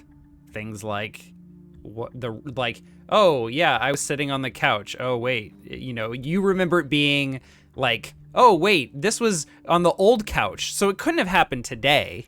It had to have happened yesterday. Like later you will realize like the timeline of when you did this does not add up, and it's just a little confusing.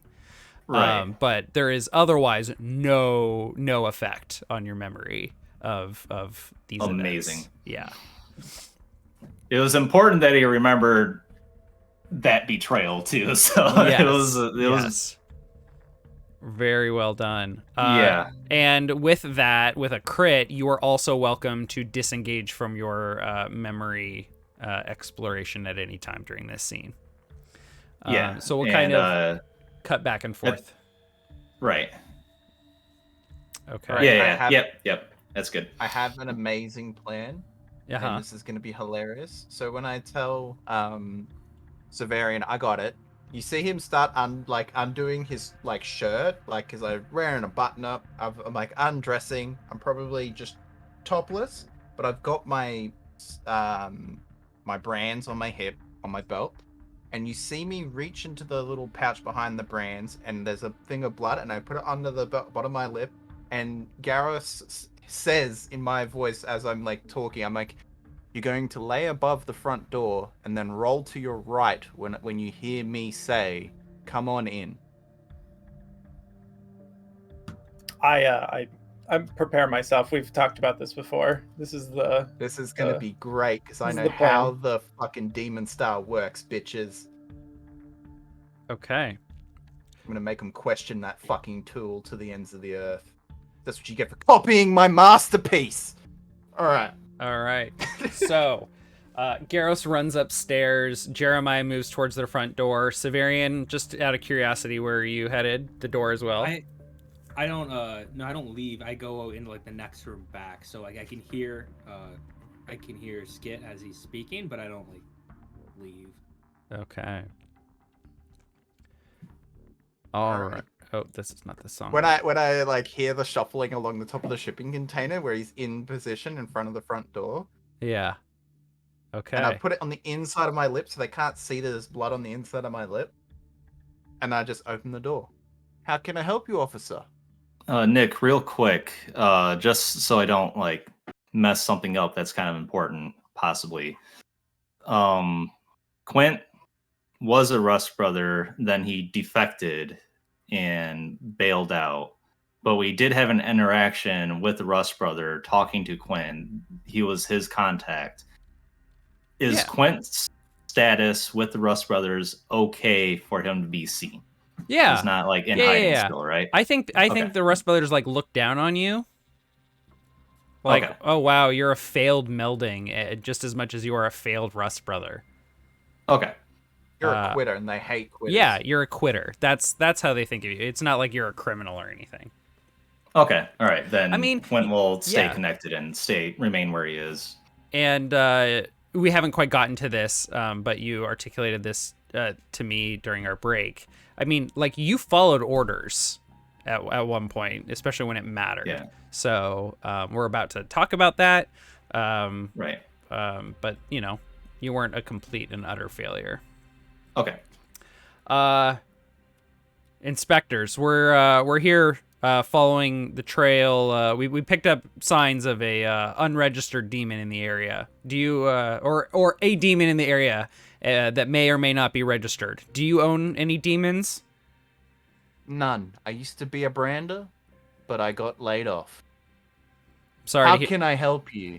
I'm sorry to hear that. Our device here indicates that there is a demon on the premises. Are there any other individuals in this domicile that may own a demon, or do you know of any demons that are on the premise? There is no demon on this premise. We have a ghost. You feel free. Come on in. And I'm going to step to the right. All I right. enact our plan. Okay. Jeremiah, you are going to make a setup roll for Garros here. So I need you to make a sway I can do that for you. Can I please have my position? or a command. This is going to be risky standard for you. For you, it's Beautiful. controlled standard. Okay. Hold up. Cancel. Controlled. Standard.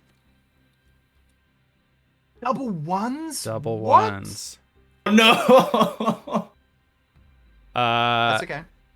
That's a crit, baby. Hell yeah. That is a form of crit. No, it's not. So there are 3 inspectors here. 2 of them step inside. One of them is holding a demon detector. Or at least it looks similar, like a cheap knockoff version of your invention. And you can see behind them is a 3rd inspector who is also holding a demon detector. Yep. He lingers outside. Perfect. The other 2 step inside. Garros, you, as you're beginning to turn over, see this, and you have a choice. There is an inspector down below by the stoop or porch or the door, holding a demon detector, looking around, and looking at the detector and looking around. You will be seen if you drop down. No, I don't want yeah. him to drop down. He's just got to roll over to match I'm going where I to am follow in the room. his movements. Yeah. He's not dropping down. He's just rolling across, like rolling over to match where I'm standing on the ground floor. Oh, I see what you're saying. Okay, I Because misunderstood. The Yeah, way yeah. I designed the star, it just tells you a direction. It doesn't tell you elevation. Okay. Garros, I need you to make a risky standard Prowl? Prowl, yes. Got a dot, baby. You can push yourself. I can offer you a devil's bargain. I'll go with pushing myself. This is like where Garros would be very focused and add 1 bonus dice. Okay. Is anyone... Oh, okay. No, we're just going for it. The Garros is up there on his own. He's doing his thing. We're rolling this one. We're fast and Okay. loose. Let's go. That's a 3. Let me look at my notes here really quick. Awfully clattery up here. Yeah, I mean, it is a storage container after all. A 3 on a risky. Things go badly. A complication occurs, you end up in a desperate position, or you lose this opportunity. Clunk. Who's up there? Hey, there's something out here. And then as the 2 inspectors step in and begin like looking around, one of them looking at their detector, scratching his head, there's a shout from outside Jeremiah as the 3rd inspector calls them back outside, and is pointing out that Garros is on the roof. Who's up there? Just us birds. Come down here. Right now. Should have made chirping noises and I'm then gonna rolled walk this out way. of the back room and say, "Oh, inspectors, can I help you with something? What's going on here?" I look at Skit like They ignore you and step outside. I stand up, but you can come up here and in my loft. What? Don't This? you want to come have tea? These readings. That guy's got a What demon readings? in him. And they begin to draw swords. One of them a bow and arrow. all right. I would like to flash back Mm-hmm. right now at this very moment. So every time that we do a job and other times we have downtimes and we have our bros, the dockers, right? Uh-huh. We always have like a conversation or a meeting with them. And they watch our backs, we watch their backs, more of them watching our backs really. But I would want to have a conversation with one of their leads, like one of their head people. What are Is you... this- I'm looking to get them to disrupt what is currently happening, as if a delivery's coming through, or be some muscle on the side for us to disrupt and make some chaos in the moment. Okay. You all have +1 with that faction, I believe, still? Sure do. I think so.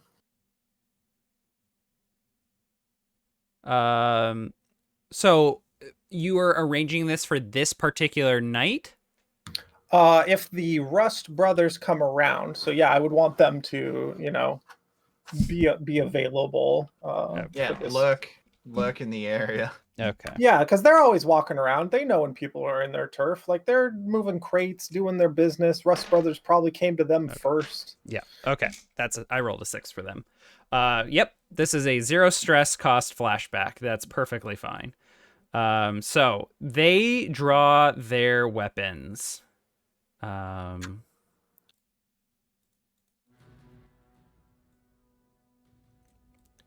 You get down here. He's the demon. Take him out.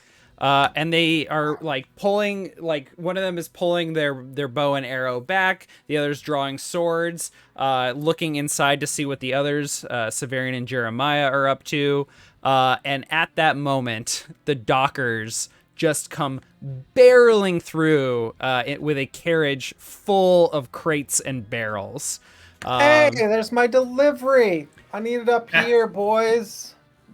And they are here to be muscle. Yeah. We haven't had combat in a while, so Here we go. Yeah. That's what I was hoping Okay. for with all the failed rolls. I was like, we're gonna fuck these guys up, and I'm gonna get myself everyone two. to start combat, right? Pick a load. What's Yeah. like your load that you're wandering around with. I wander around with a light load. I got no load, light load, baby. We literally just had a scene where Quint took off his shirt. But you probably put it back on to play with your mask and shit. So Yeah, me but- and you, topless fighters, let's go. Okay. He's still in meditation / ritual right now, but I think he's gonna snap out of it here. But light load for sure. Okay. Give me 1 second to collect my thoughts here. Yeah. You threw him off with the naked bodies. I know he's got a vivid mind. Okay. The Dockers right on through, and they rolled a 6. They take out. They run over the guy with a bow and arrow. They just run him over. He gets knocked out. Trampled and knocked out. He is not dead, but he is wounded and he is out of the fight. So there are 2 Rust brothers, well, inspectors rather. These are not Rust brothers actually.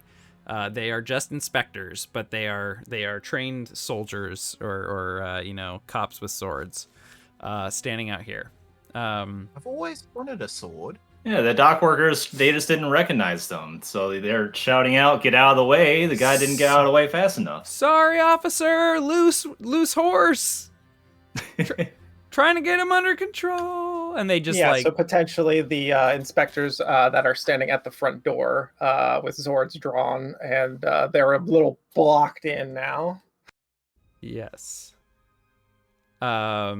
So they're like, they're like looking around like, oh shit. Jeremiah. So I think that's the extent of the help from the Dockers right now. They're just like blocked in with this carriage of stuff. Yeah. They're like fucking off. Oh, we got to get to our next job. I'm from Brooklyn. I'm from the other show. Yeah. They're they're like, oh, our horse, it's out of control. Sorry, we just got to keep going. We're trying to go. Okay, bye. And then they're around the corner. So, Jeremiah and Severian, you're right there, and you too, Garros, I suppose. But you just had an arrow pointed at you, so you might have been hitting the dirt or something. So I'm gonna give Severian and Jeremiah an opportunity here. Sure.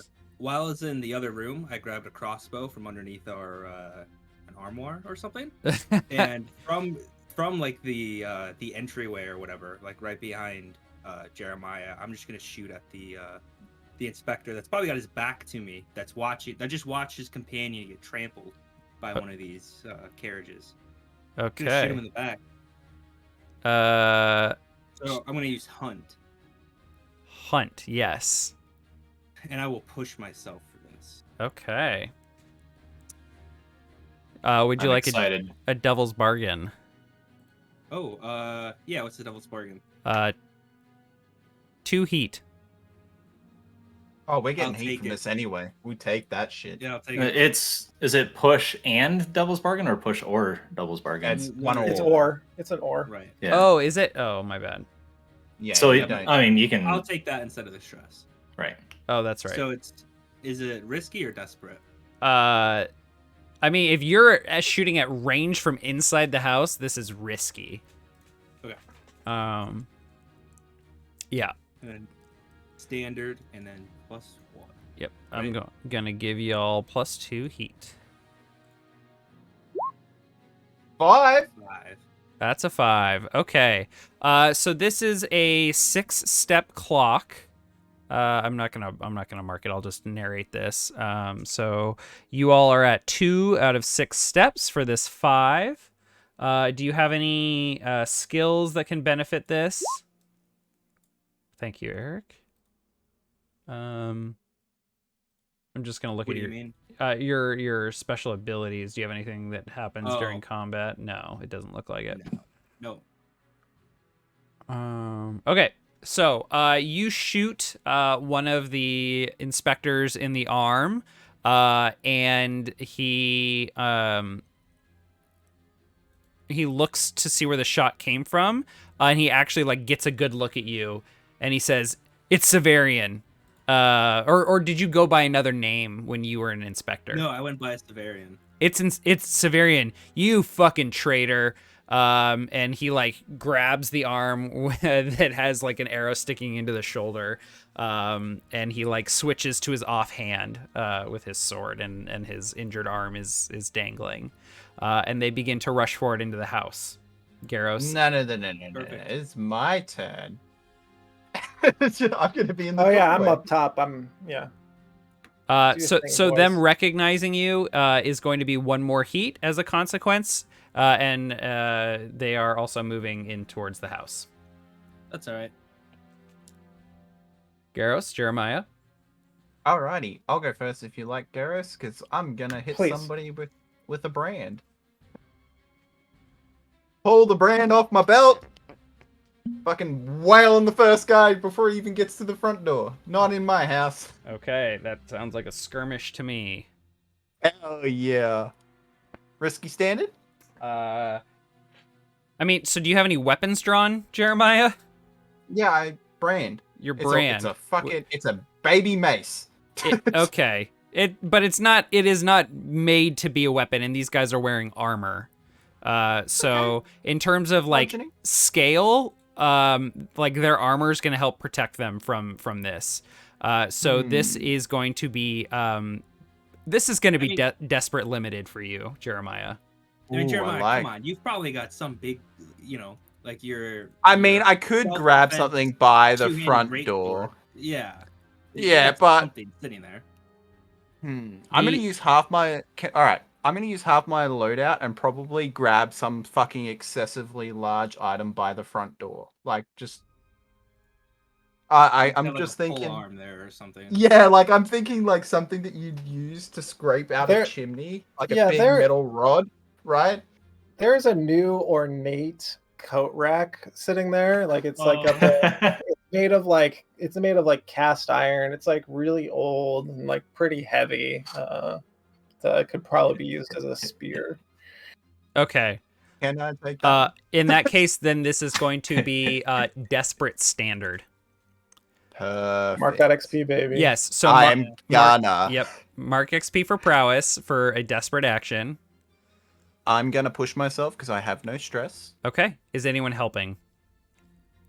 That's one die, right? Yeah, one. I would die like per to. I would like to distract them by trying to command them to wait right there. I'm gonna be right down. Okay, like fine, I'll do it now. And I'll give myself a stress to help out. I don't think that would help in this situation. Okay, never mind then. Okay, can't Pretty- help. I'll help It's all out. you, bud.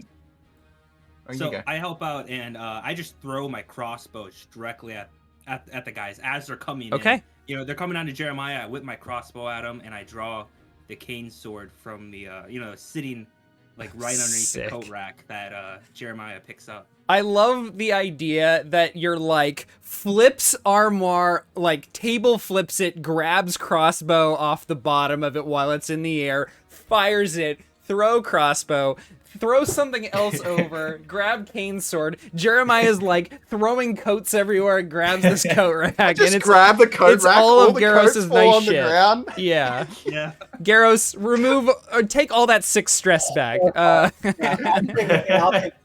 I'm This is a kidding. stress I'm situation. kidding. No, I'm gonna click a stress because when I come back down, it's gonna be stressful. Okay, All so right. so Severian, you mark your stress. Jeremiah, you now have 2 bonus dice. Severian, you no longer have your crossbow equipped. That's fine. Okay, 6. that's a 6. Okay, so do you have any abilities that apply to combat?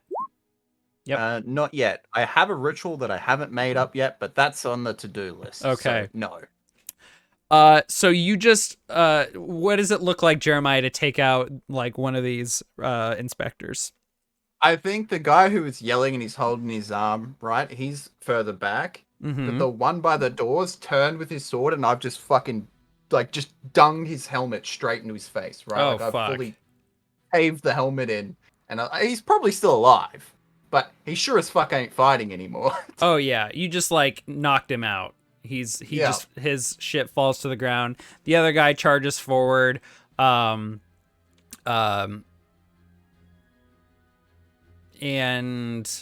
yeah, he's rushing in and like preparing to like swing at you, Jeremiah.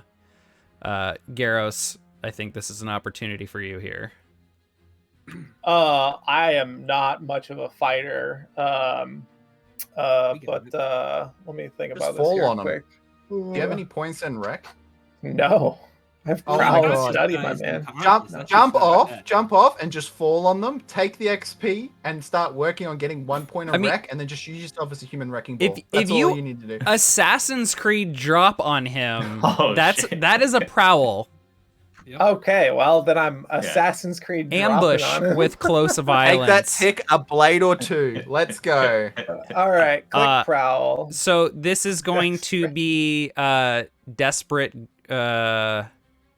Great, limited, standard, extreme, 0. I I'd think this say is desperate standard. standard.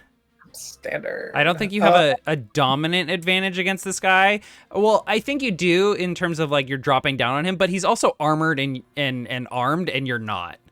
Yeah, and he knew what he was coming for. Yeah. I mean, I could put on that I'm wearing the heavy armor on my Oh, light that's load. true. That's true. That's fair. So yeah, we are equally armored, as it were. Okay. So I will drop on him with this heavy suit of armor, hopefully encasing me to like as you know, those like balls around kids where they like roll around in them or whatever. That's like what I'm hoping this armor does for me. So here we go. All I Click. can He think is a doesn't know ball. how armor works. All I can think is a ball pit. Okay. So mark XP for prowess.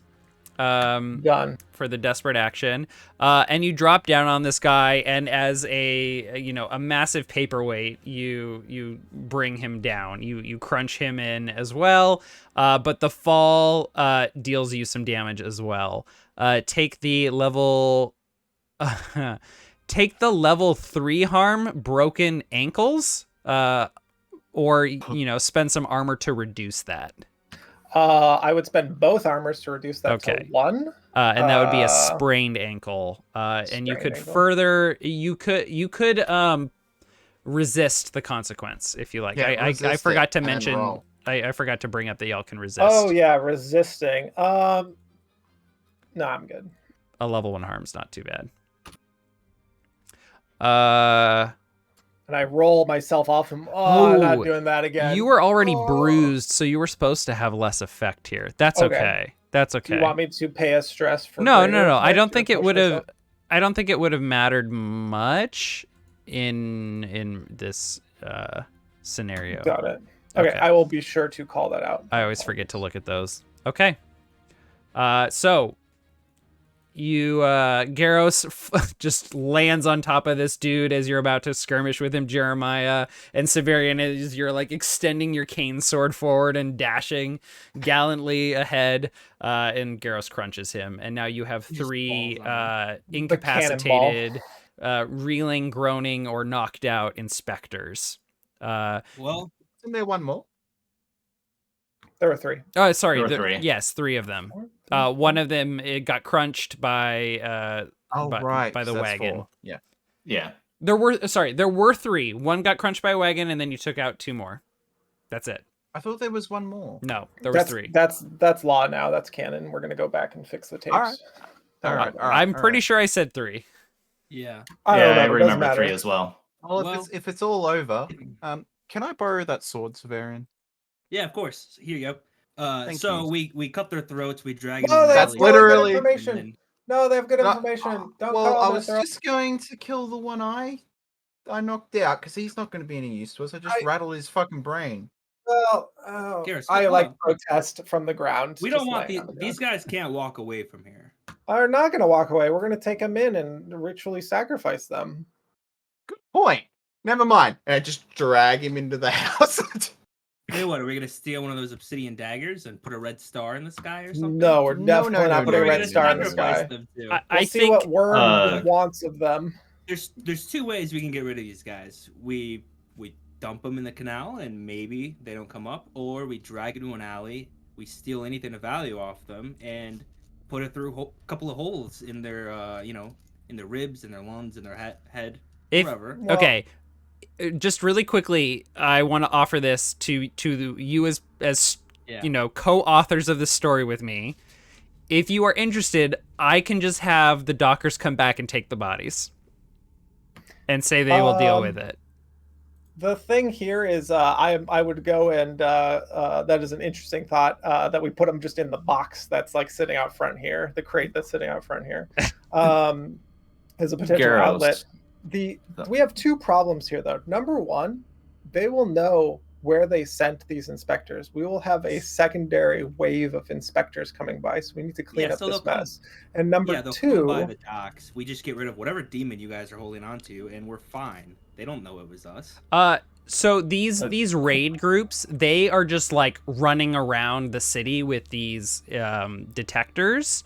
There is not records of like we went to okay. like unless they just saw someone. Like it is highly unlikely that like the area they patrolled, yes, that would have been recorded. But like the exact like they didn't know there was a demon here until they got to this block. That's how this works. Sorry, Right, I didn't so make that clear. Let's fishing discuss for this more demons. once we clean up this mess out here, so we don't have another problem. Jeremiah, if like- you still want to cut their throats, go for it. Quint- Otherwise, there's a box Yeah, right let's cut to Quint here before we have this conversation, and then we can think about it, like, do we want to characterize decisions about what to do with these inspectors, or do we just want to hand wave it and have the dockers take them? But let's cut to you, Quint, and your memories of Quellen. Okay. So Tell us. I was gonna say that Quint was probably going to try to join that conversation. But okay. Quellen, the betrayal of Quellen.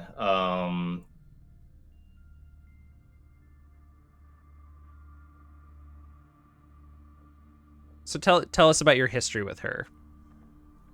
So Quellen is a member of the Sisters of Raven. Heme. Is that the name of it? Heme. Heme. Which is Sisters of Heme. which Sisters is a of minor Heme. goddess. Right. And Heme is apparently aligned with Raven. Okay, I see. That's where I got that connection. Yes. All right. So, Quint used to be a Rust brother. He was recruited after a demon had melded itself with Quint, and Quint survived, rather than the demon take control of the body. Rust brothers took notice, and then recruited him and try to find a way to use him to their advantage. As a member of the Rust brothers, who were at the time aligned with the Sisters of Heme, or rather, at least like friendly, cordial, Quint had become good friends with Quellen. There came a time where the Rust brothers, Rust was no longer aligned with the Sisters of Heme, and in fact wanted to sort of squash them or bring them down in power. So Yeah. they utilized Quint's friendship with Quellen to strike a heavy blow on the Sisters of Heme. And through his own fault, Quint made the wrong choice and followed that order against his internal judgment. This Quellen was a friend. So this is why Quellen became a bitter rival of Quint. Currently, Quellen doesn't know that Quint is here. She is all interactions with her have been through a mask and complete coverage of the body. So the betrayal, Quint led a charge into their facility, I think. Something along those lines. I haven't come up with anything precise, but I feel like Quint very much used his friendship to get in close and strike from within and do a heavy blow. So he's rummaging through this memory because Quellen is now in their household, and he feels remorse for what he's done, but he wanted to make sure that all lessons from that interaction were learned. He wants to try to part on good terms with Quellen as we escort them, the Sisters of Heme, out of the city. But that is a matter that comes after these inspectors that came knocking on our door. Mm-hmm. So Quent will, after realizing something that he can try to do a little bit later, I feel like with that crit, he kind of got a feeling that he could do not the full ritual, but he could do something like this as a form of meditation. To service as indulging in his vice. Okay, cool. I like that. I like that a lot. Okay. And also for training. Mm-hmm. So he can kind of play around with this ability. Yeah. So for now, he's going to sever the connection. And I think this happens right at the height of the brief scuffle that the others were involved with, and Quint comes walking into the room expecting to have to throw hands a little bit. He's clutching the coin that he was using on himself in his hand, and he was prepared to use it on these inspectors. Has Quint put his shirt back on? No. As Quint is opening the door, he hears Quellen's voice coming out, asking what the hell is going on. He freezes and tries to shut the door before she notices. Do you want her to notice or no? I do not want her to notice. Okay. It is a close call. Okay. And Quint will throw on his jacket real quick and re-affix his mask and then walk back out there. Did I hear inspectors were here? Oh my god. She sees a Garrus trying to roll off his back because his armor is so heavy. I'm just like a turtle. Oh god. Quinn will go over and help. We roll me over and try to stand up. Yeah, I don't stand you up. I just roll you over so you can get up on your own on your knees and hands. Yeah. Oh god. And I kind of crawl in. Yeah, there were a couple. There was a delivery, some inspectors. Yeah, sorry about the commotion. Oh Yes. god, my stuff. And that's when the stress kicks in of the whole place has been fucking upended. My hard work. And the front of the place was looking nice too. Oh no. Were they here looking for my sisters and I? No. They were looking for that dickhead. Beg your pardon? Sure. Garrus, what the hell do they want with you? I assume they're here for me for some reason. Pick up one of the devices. They got two I'm of going to them. grab this guy by the shoulders, the one that I knocked out. I'm going to drag him into the house and pretty much just strip him down to his underclothing, right? Every bit of armor, we're keeping it just in case we need to fake them. Their uniform, that's a good keeping idea, it, yeah. so we We've need done to it once. fake them. I'm going to take their coin. I'm going to take everything they got on them. Their sword, the whole lot, goes into the side room. And then I'm going to bind those motherfuckers up in wire. They're not even getting rope. Jeremiah, take a cred. Thank you. It's though it is wise to bind them, we might not need to be so concerned about them. I can try to scramble their minds enough that they won't remember what really happened here. Save your mind. You just had it rocked. They're not leaving alive. One-on-one, it's less of a risk. Quinn, this town's got enough understand fucking that. inspectors.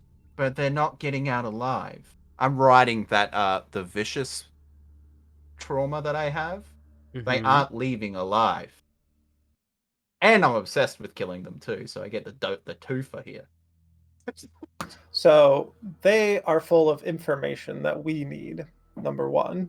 Number 2, they won't stop looking in this area and looking in all of the areas for demons. And number 3, you had that correct in that there is a demon amongst you. That would be myself. I didn't want to share that with the group, but here we are. And these cheap knockoffs! I made something glorious. Look at these pieces of shit. I don't know. They seem to work perfectly fine. The He's needle on saying it's like going true. past me and coming back, and it's like a metronome until it's slowly like, oh yeah, I'm trying to get there. It's a knockoff. Fine I'll hard try locked sharing. on. Look at this shit. It's like flappy and like the maker of this and like a shake it and it rattles. It's like, what the fuck is this shit? Your device was flashier. I'll give you that. That for sure. I'm probably going to end up pulling these apart and just reverse engineering to see where they fucked up. I am not a threat to any of you, as you've known over time, but I would like to keep it to myself and to us, our crew, that I'm a demon, even though that's probably untenable at this point. We will see where we go from here. I mean, if it weren't for the inspectors walking in here and saying, "Hey, you're a demon," I would call you crazy right now. Because what do you mean you're a demon?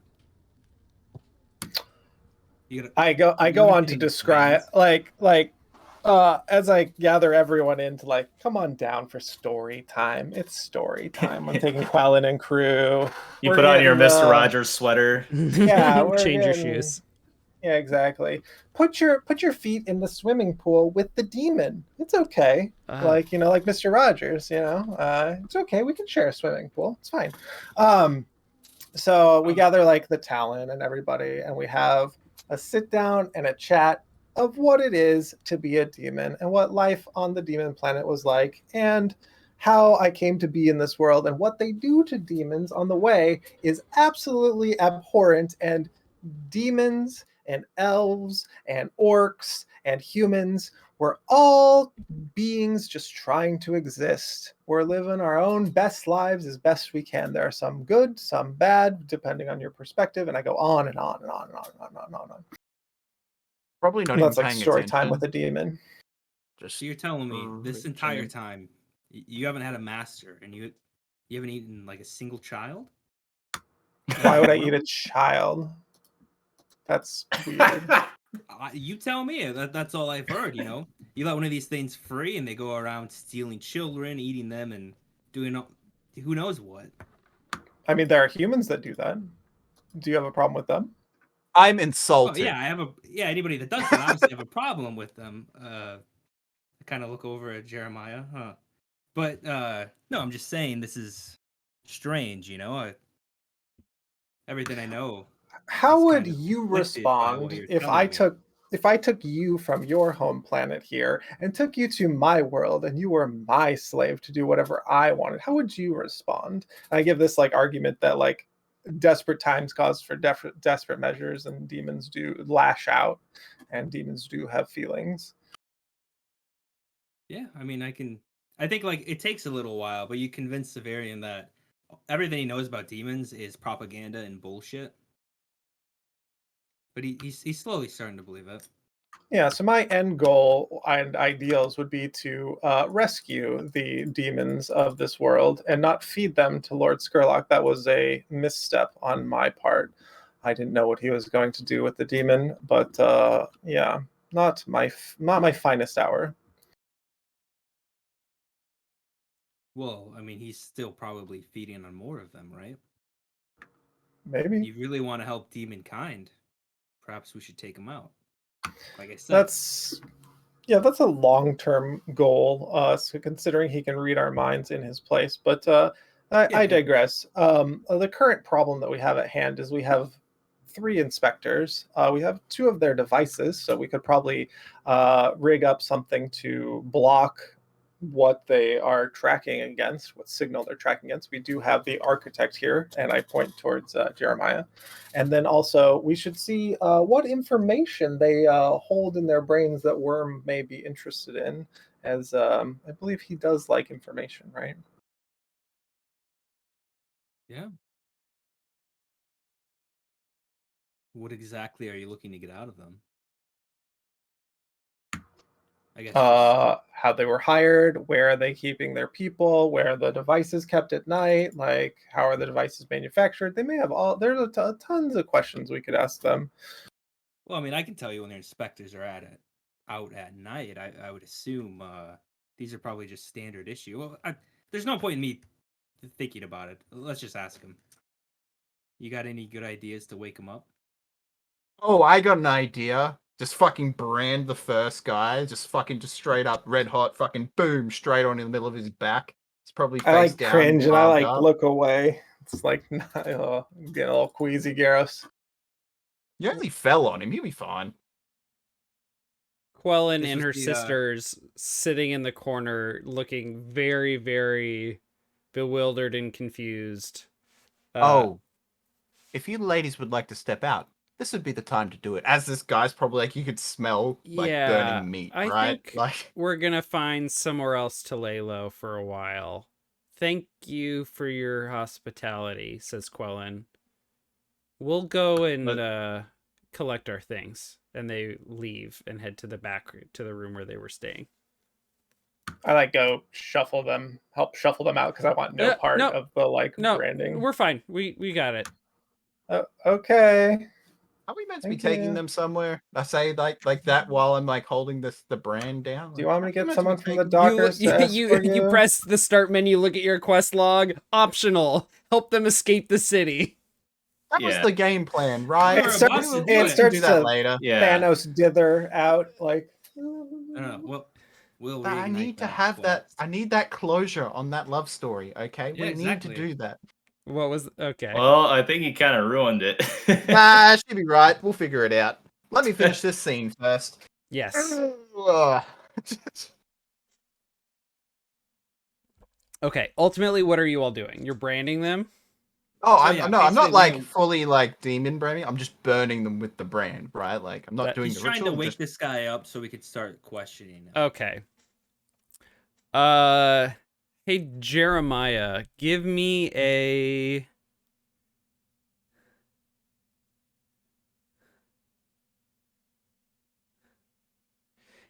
rec. Oh, I don't have any dice in this one. Please. I'll assist you with it. This is like the same guy that has the quarrel like in his arm. Okay. While he's being branded, I just grab that and twist it or something like that. Yeah. So I'm reading rec in the most broad and loose way possible. Wreck a place, item, or obstacle with savage force or carefully applied sabotage. Breach defenses with force. Defenses, I'm taking very very broadly. His mind palace. His mind, yeah. But sway, change attitudes or behavior with manipulation. This is very forceful manipulation. Yeah, this is. Give me a sway with +1. Okay, position? Controlled. Controlled. Controlled, great. Great, okay. +2. Well, how many or I'm sorry, okay, you have +1. Yep. Yeah, and it's great. Okay. That's fine. Just standard no bonus. Just the one bonus. +1 from me. Yeah. Yeah. Cool. All ones. Okay, I'm not rolling today. Absolutely incredible. I canceled my subscription to Roll20, and I can see why. It knows. Yeah.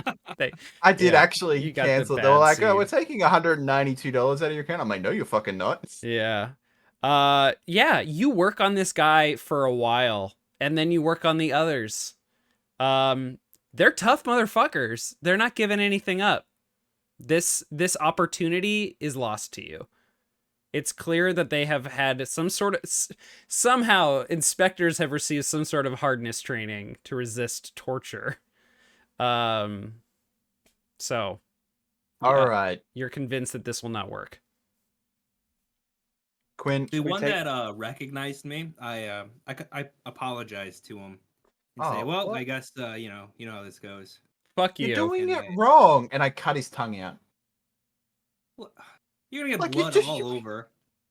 Oh no, knife, blood, just screaming, and just fucking cut his tongue out. Like he can't ever tell anybody that you were there. Just cut his fucking tongue out. No, look, you're. I just like stick my knife like through his neck. We're in the Just like kill him. living room, by the way, too. So Yeah, that's why I Squirting have blood that everywhere. stress from before. It's lingering. I was yeah, gonna I get it. drag him out of here.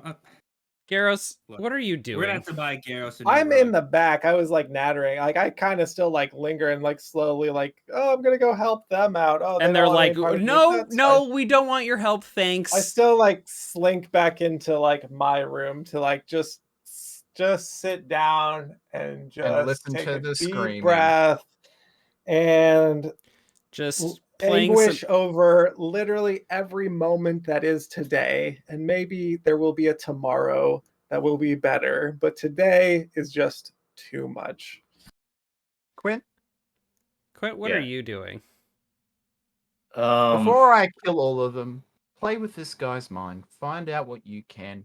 Here you go. And I just throw him on the ground. Well, I think this is an interesting moment. So Jeremiah's asking for help, but Quint, your childhood friend and current rival are packing up to leave. Yeah. Where is your attention right now? Quint will look at the man that was just bodily thrown to the floor and look up at Jeremiah, and he just looks like he just like sucked a lemon. He's just got a sour look on his face, and he's like, I'm not feeling this right now. And then he goes to walk the way that Quellen walked. Okay.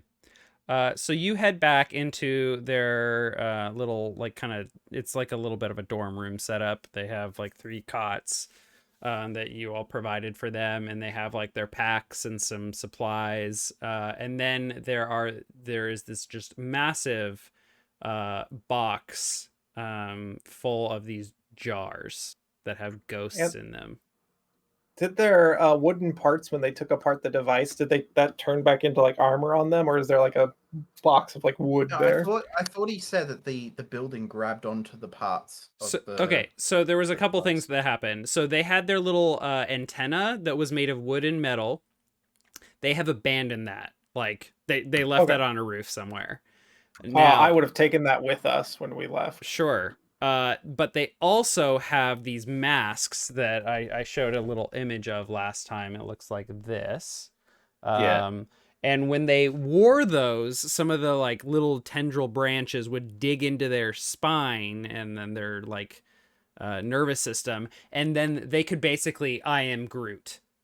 They walked down the side of the building. They literally like awesome. had branches growing out of their feet and legs, like helping them grip the walls. They also like extended their like branches from their arms that helped them disassemble the antenna as well. So they are not wearing their masks when you come back here, Quint, but they are all sitting there like ready to throw on their mask and go. But they're packing up their personal stuff. One of them has finished, puts on their mask and goes to no, I think it's more interesting if they don't pick it up yet, but there is a basket or a like huge container that you've seen them like don the mask to lift and carry up. Like a person could not carry it. There's so many jars full of ghosts and spirits in here. And as you enter this room, you're obviously emotionally, personally drawn towards Quellen. But there is also something that begins to nag at you, that thirst. And there is just smoothies, just so many smoothies sitting in bottles waiting for you to consume.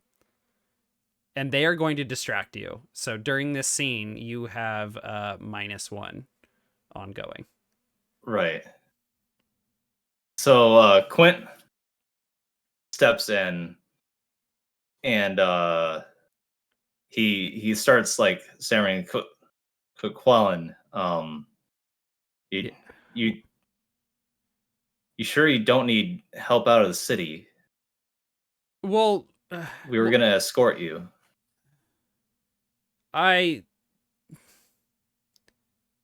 think she kind of catches him like staring at the spirit bottles in this moment. Yeah.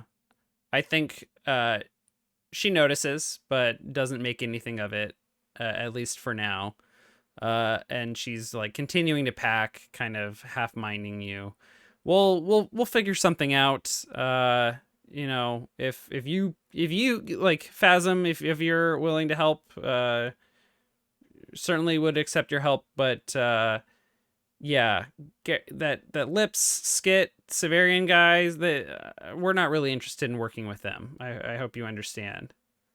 I understand they have more penchant for Violence. bloodshed that you might be able to stomach. Yes, and strange as it sounds, your demon companion doesn't seem that violent, but it's hard to trust a demon. He's practically a sweetheart in comparison. Wow, racist much? I'll take you at your word, I suppose, but you understand, while I may trust you, I have greater responsibilities, the lives of my companions and my goal for him. And this is Quellen that's speaking. Yeah, this is all Quellen. Yeah, the second she says, "I trust you," I think Quent he'll step back once, like he just kind of didn't expect it, and he reels for a second, like he's trying to suppress it, but he's kind of taken aback by those words. Do you trust this weirdo that wears a mask 24/7? Look, the help and hospitality the cult of the All-Seeing Eye has offered us has been invaluable to our efforts, but hearing this information as a leader who's responsible for lives and for this mission, I simply have to evaluate and decide what's best. And I think hanging around your crew, it's a risk. Well, you, Phasm, you've been wonderful though. Then let me help you. They've got a mess to clean up anyway. Are you proposing we leave tonight? Sooner What's the better. The plan originally.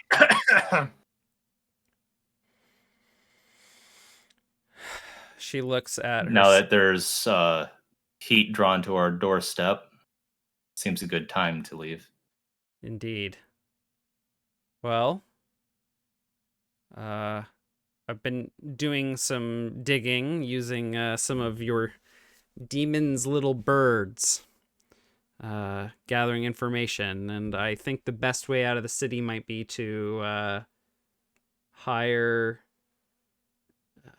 a gondolier, or perhaps a some sort of caravan, bribe someone to take us out as though we were cargo. We could utilize Skit's connection in acquiring the gondolier, but I do not believe he must be present. If that makes you uncomfortable. He'll be able to point us to a guy. I am fine you leveraging your connections, but I don't think we should stay. Agreed. Well, please. He kind of hangs on looking at the spirit bottles again. Please finish packing up your belongings. It'll just be but a moment, and I can help you get on your way. Very good. And then he'll leave the room and go to join the rest of the party. Sorry about that. I'm gonna help them leave the city tonight, and they think it best that it is done without you three. The camera focuses on how many bodies are laying on the ground dead. How many are there now? Well, there's only. Oh no! I want to hang one.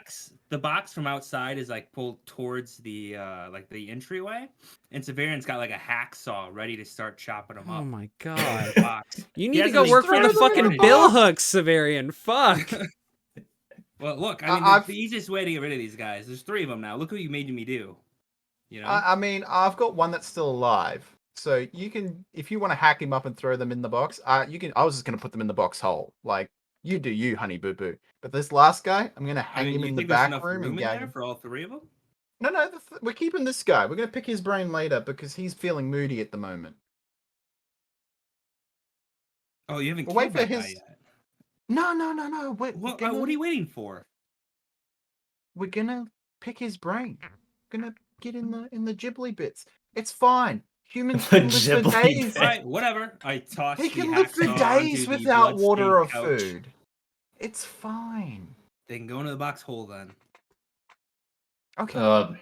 Listen, I'll help you in whatever way you need to get it done quickly. But Skit, we need use of a gondolier. Oh, I can get Sven and that to come and get that. That's fine. Can you help me hang this guy? Excellent. Not like noose hanging. Like just like I've got a hook. I'm gonna hang him off the floor so he can't move. And I'm just gonna let him sit there for a while and stew in his own juices, so to speak. And I probably gagged him at this point.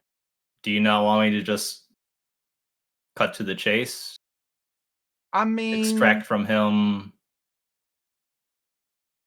Is it easier if he's a little bit more lucid? Like, Not sure. Could be less resistance. so that, like I said, we can just let him. We'll hang the meat for a bit, and then we can prepare it later. You can see your girlfriend off, and I'm really sad I can't see the outcome of this. I won't lie. I'm devastated, but at the same time, I understand. Part Let of them me see my expects face. violence to take place once I see them gone. Now that I think but- about it, they've seen my face. They're lucky they are living.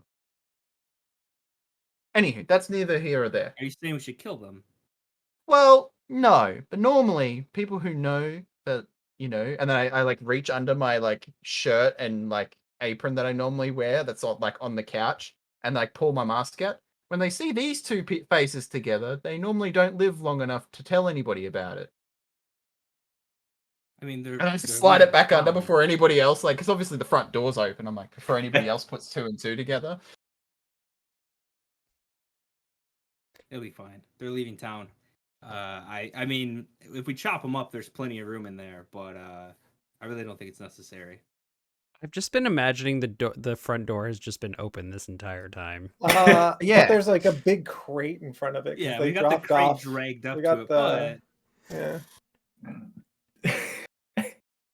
We got Okay. a little And bit they've of probably- shelter. walk past. They've heard worse things out of this house. I do cocaine and hookers up in here.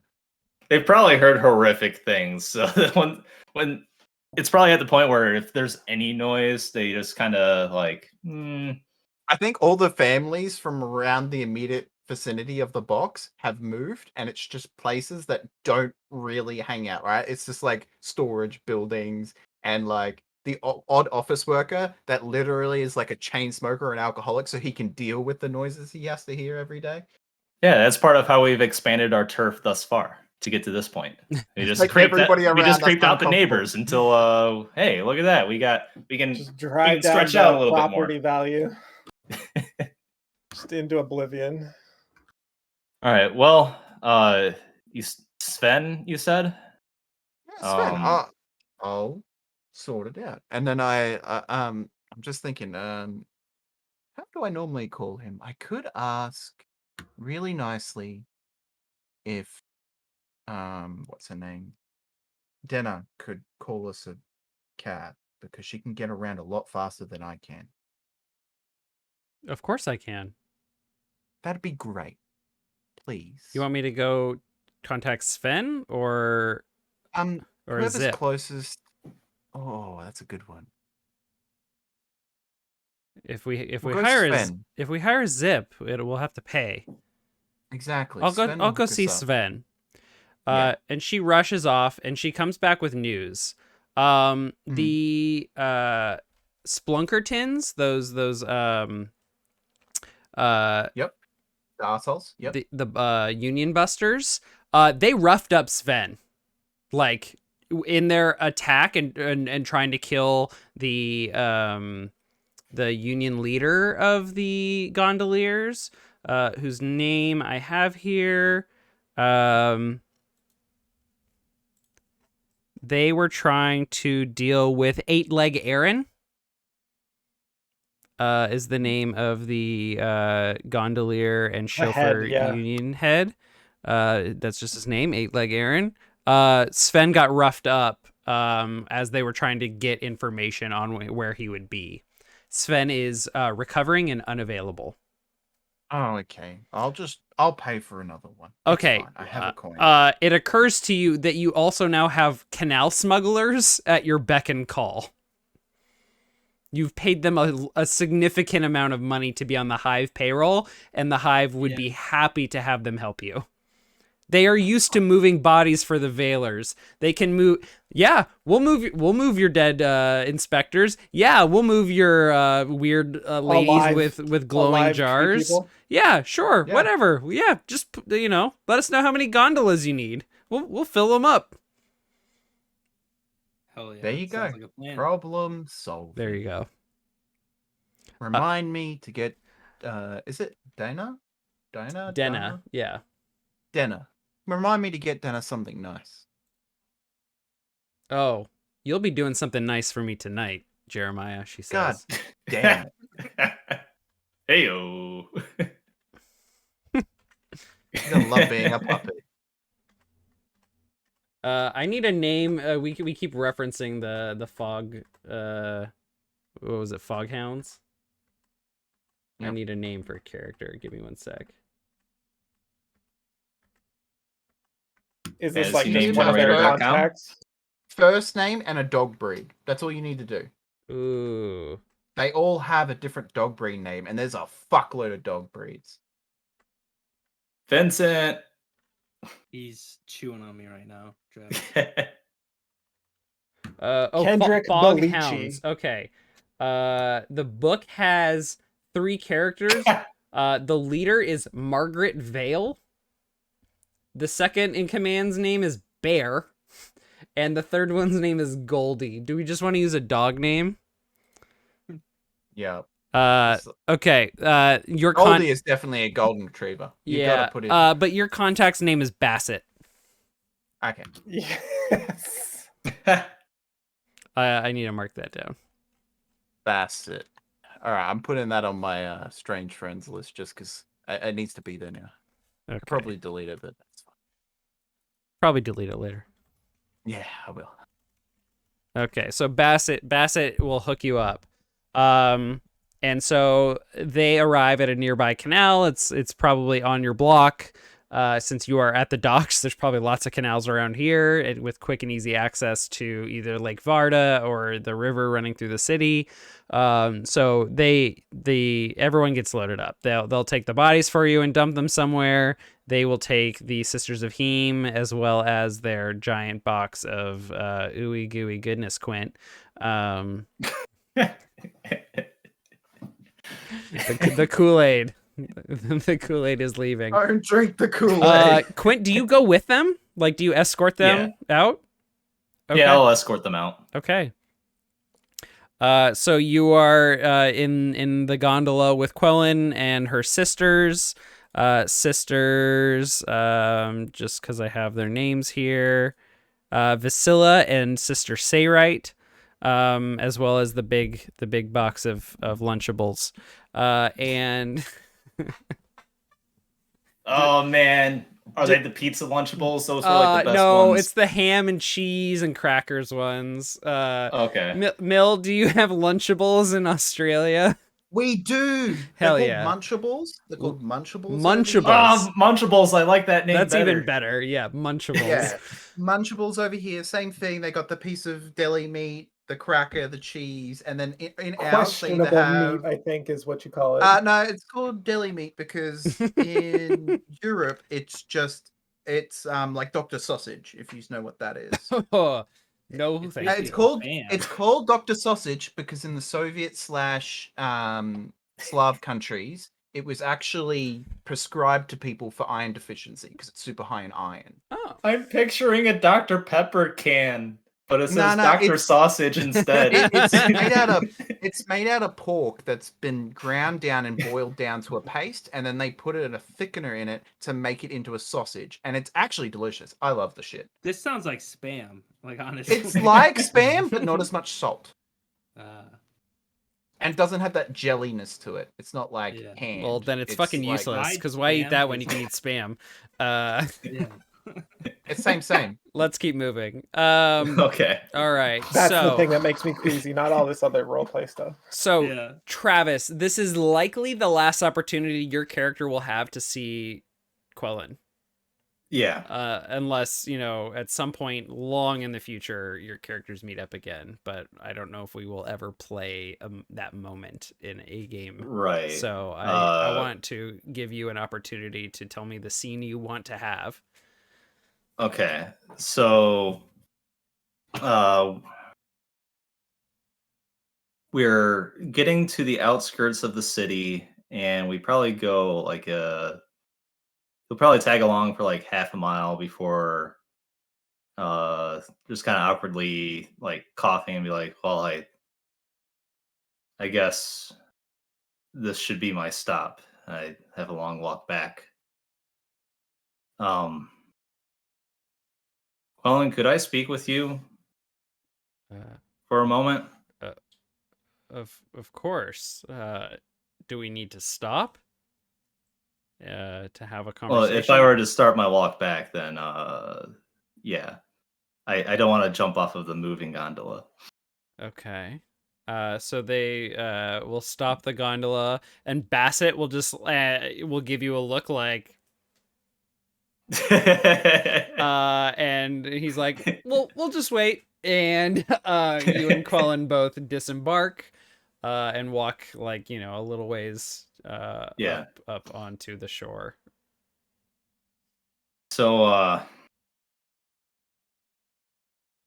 have thought much about my past in these recent days since discovering the true nature of you and your coven's intent. And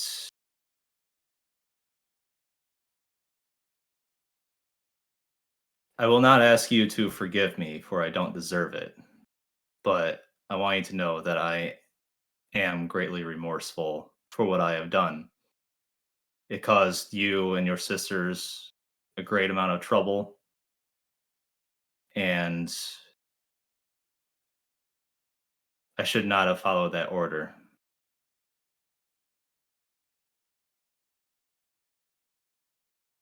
I don't expect I will ever see you again. I've always known my life to be one that's short-lived. I don't think I'll be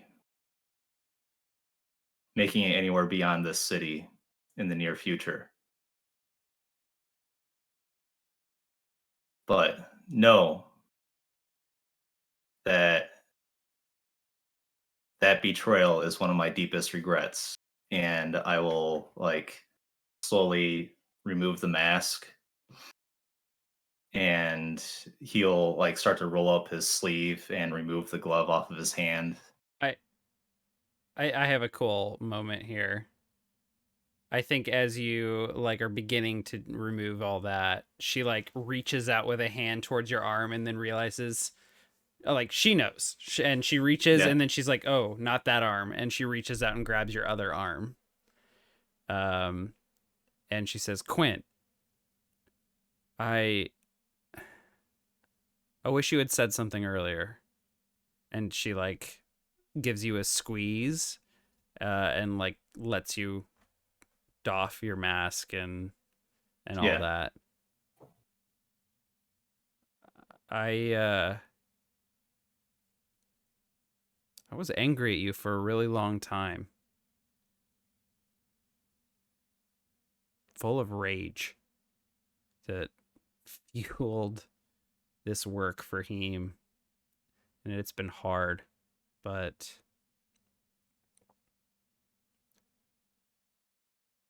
I know we don't have much time. So I just want to say thanks for saying that and know that I don't blame you anymore.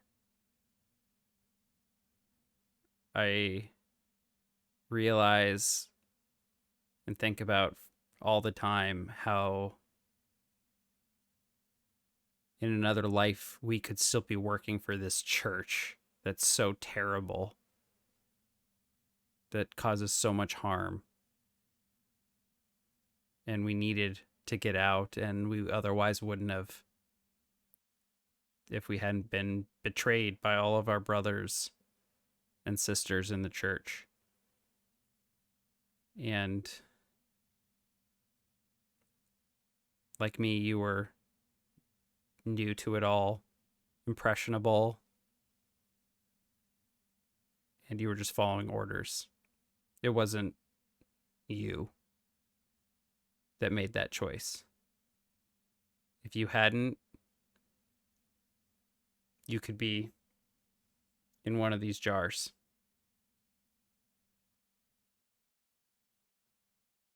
I just look back like the jars are here. They're not. Yeah.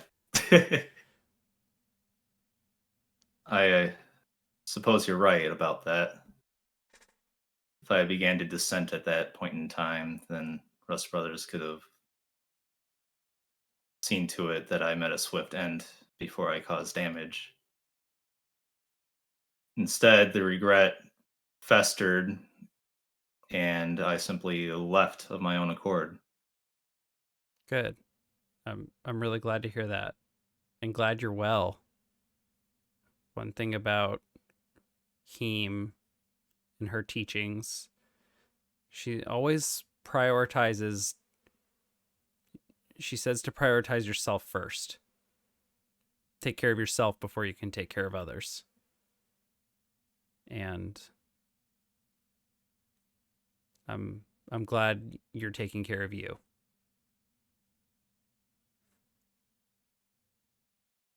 Fare thee well, Gwellen. You do. And let us be glad that we both came to our senses about Rust and his ilk. Yes. Good luck here. You're gonna need it. And she turns around and begins to walk back to the gondola. Yeah, and Quentin will just kind of stand and watch until the gondola starts moving forward again. And then he... Bassett is staring at you as she's walking back. And he just she loads back on and he's just standing there with the oar and he's just looking at you. Really, dude? I think in Quint's mind, romance is not a thing. Not necessarily just with her. It's just something that he never felt like he deserved or that he had time for. So I think he just kind of has an awkward stare with Bassett, and then he looks from Bassett to Gwellen and back to Bassett, and then he just kind of he is leaning on his oar, and then he just picks it up, begins whistling, and whoop, gets going. And Quint will put his mask back on and just kind of start walking back into the city. You're so lucky you left me behind. I would have used my demon compel to compel your ass. Quint, you otherwise would have had a very profound moment. But as you are turning and beginning to leave, you see off in the distance in the city, there is a building on fire. I had nothing to do with it. Proximity? It's like on the other side of town. Okay. Does it look like I'm picturing that we're kind of like out past Barrow Cleft?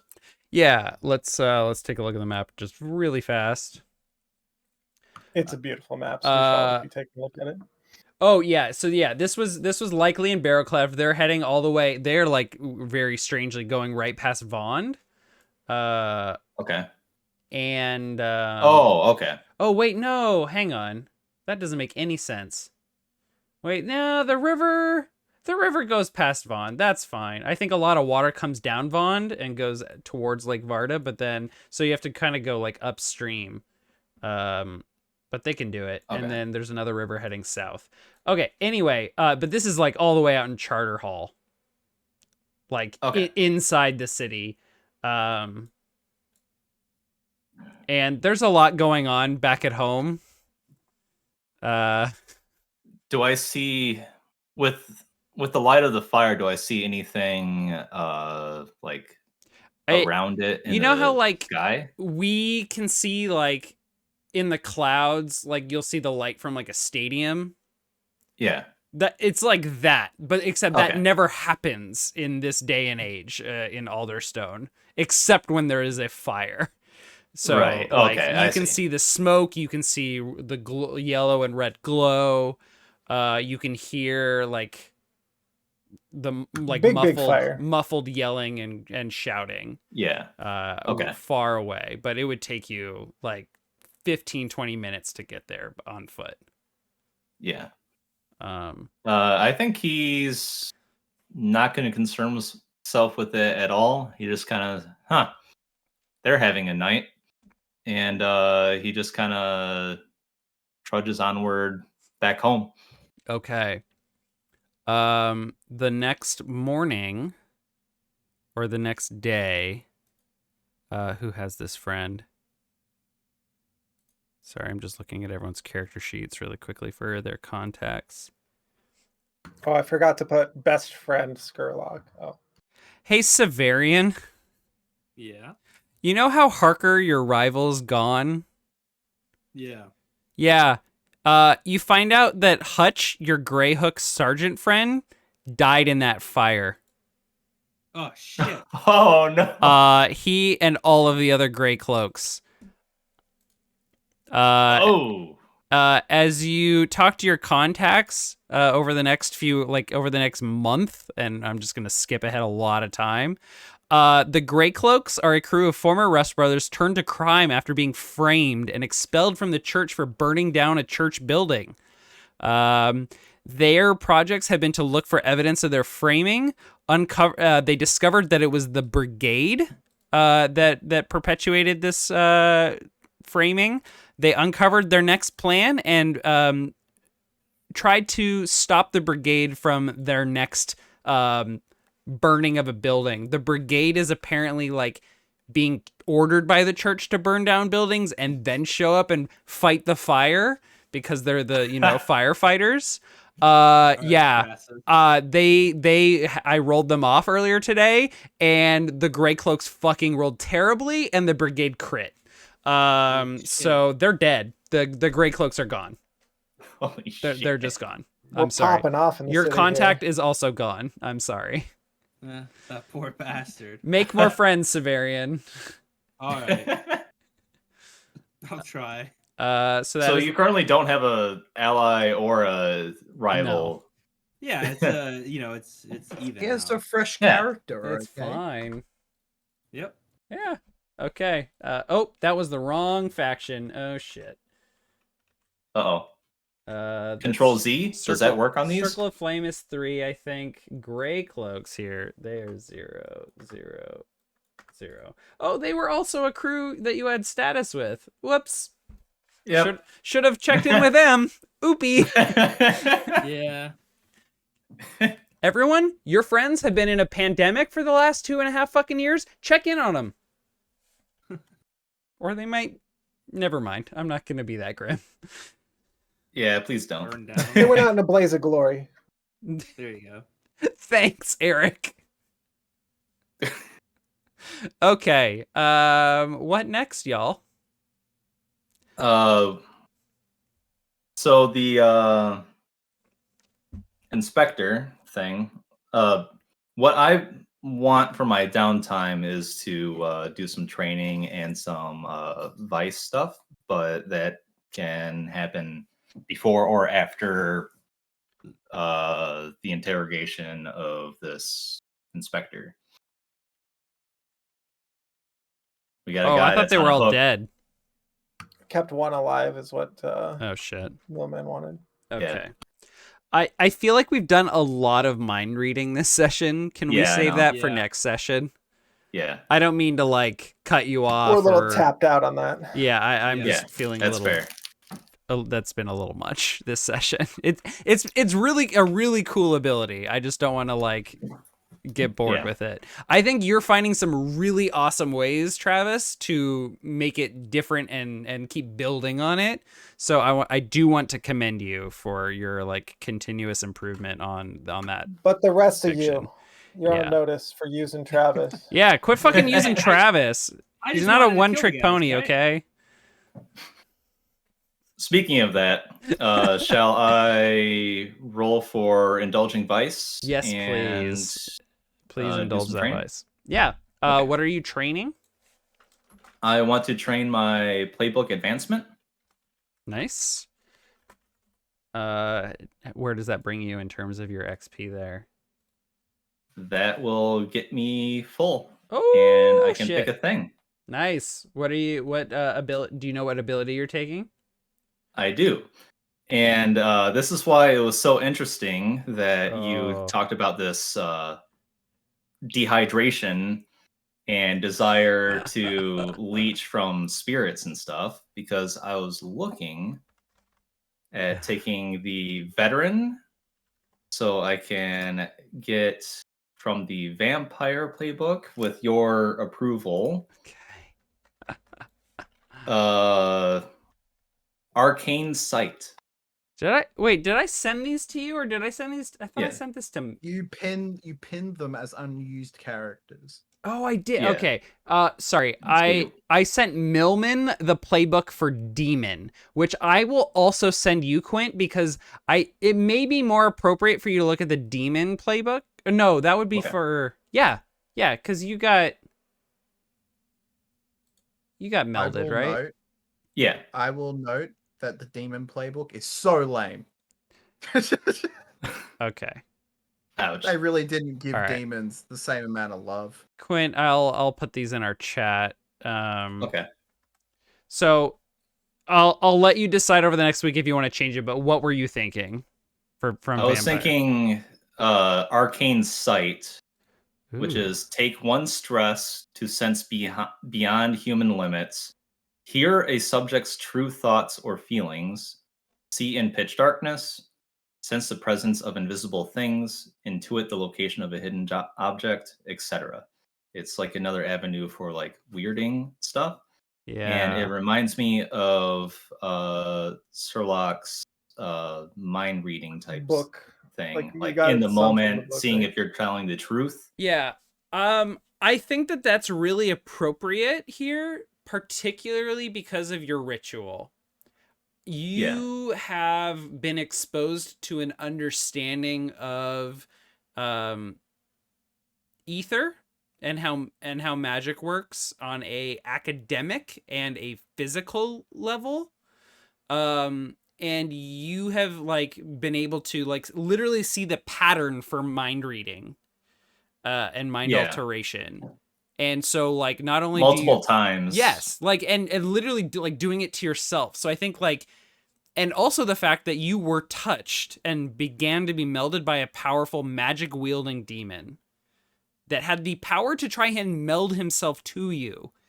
Like I think with all of that in combination, I don't think that it is necessarily appropriate to say that you are a vampire or like taking on vampiric characteristics, unless if you want to, we can talk about that. But like, you know, I think there's a lot of opportunity to look at this ability in different ways and how it manifests. So I think that's great. Yeah. Take veteran. You can go ahead, or I can. Do you need me to copy paste this? I think I can. Oh, I just did it manage it because okay. I'm fast. So let's just go ahead and unmark veteran and mark this instead. Okay, that works. Yeah, I think you can take veteran up to 3 times. So I'm just gonna put a 1 here under arcane sight. Yeah. Okay. I wouldn't want to overload on like a ton of special abilities anyway. Yeah. Cool. That's sick. All right. So, you begin to have a loose ability to hear people's true thoughts and feelings that are around you. Your ritual is still, of course, going to be effective for mass, like, doing the Professor Xavier, go into his place and just reach out. Right. I feel like this ability is more of a just the true thoughts or feelings. So kind of like lie detection, kind of like getting the mood if they're starting to think violent thoughts, or thinking about running away or something like that. Yeah. Those kinds of uses. Less like delving into and trying to read their brain, because that's what the ritual is for. So much like Garros, you need to remind me of this ability. Garros has not been reminding me lately and asking me if people have been lying. I don't feel as if anyone's lied to me, though, because I typically try not to just browbeat you with it as well, too. Which I do very much appreciate. But I do forget that you have that. So yeah, no, please it's all do good. not No, hesitate to remind me of mind psychic. When I first took it, I'm gonna be like, I'm on the mic, is he lying? Like every lie. Yeah. No. Yeah. So yeah, I think there are times when it's appropriate, but because of the way the roles have gone and because of the situations we've been in, there's just no lying happening. So yeah, that's fine. Okay. All right. And then I want to roll Indulge Vice real quick. Yes. You still only have 1 point in insight, so you're only benefiting from 1d6 on this.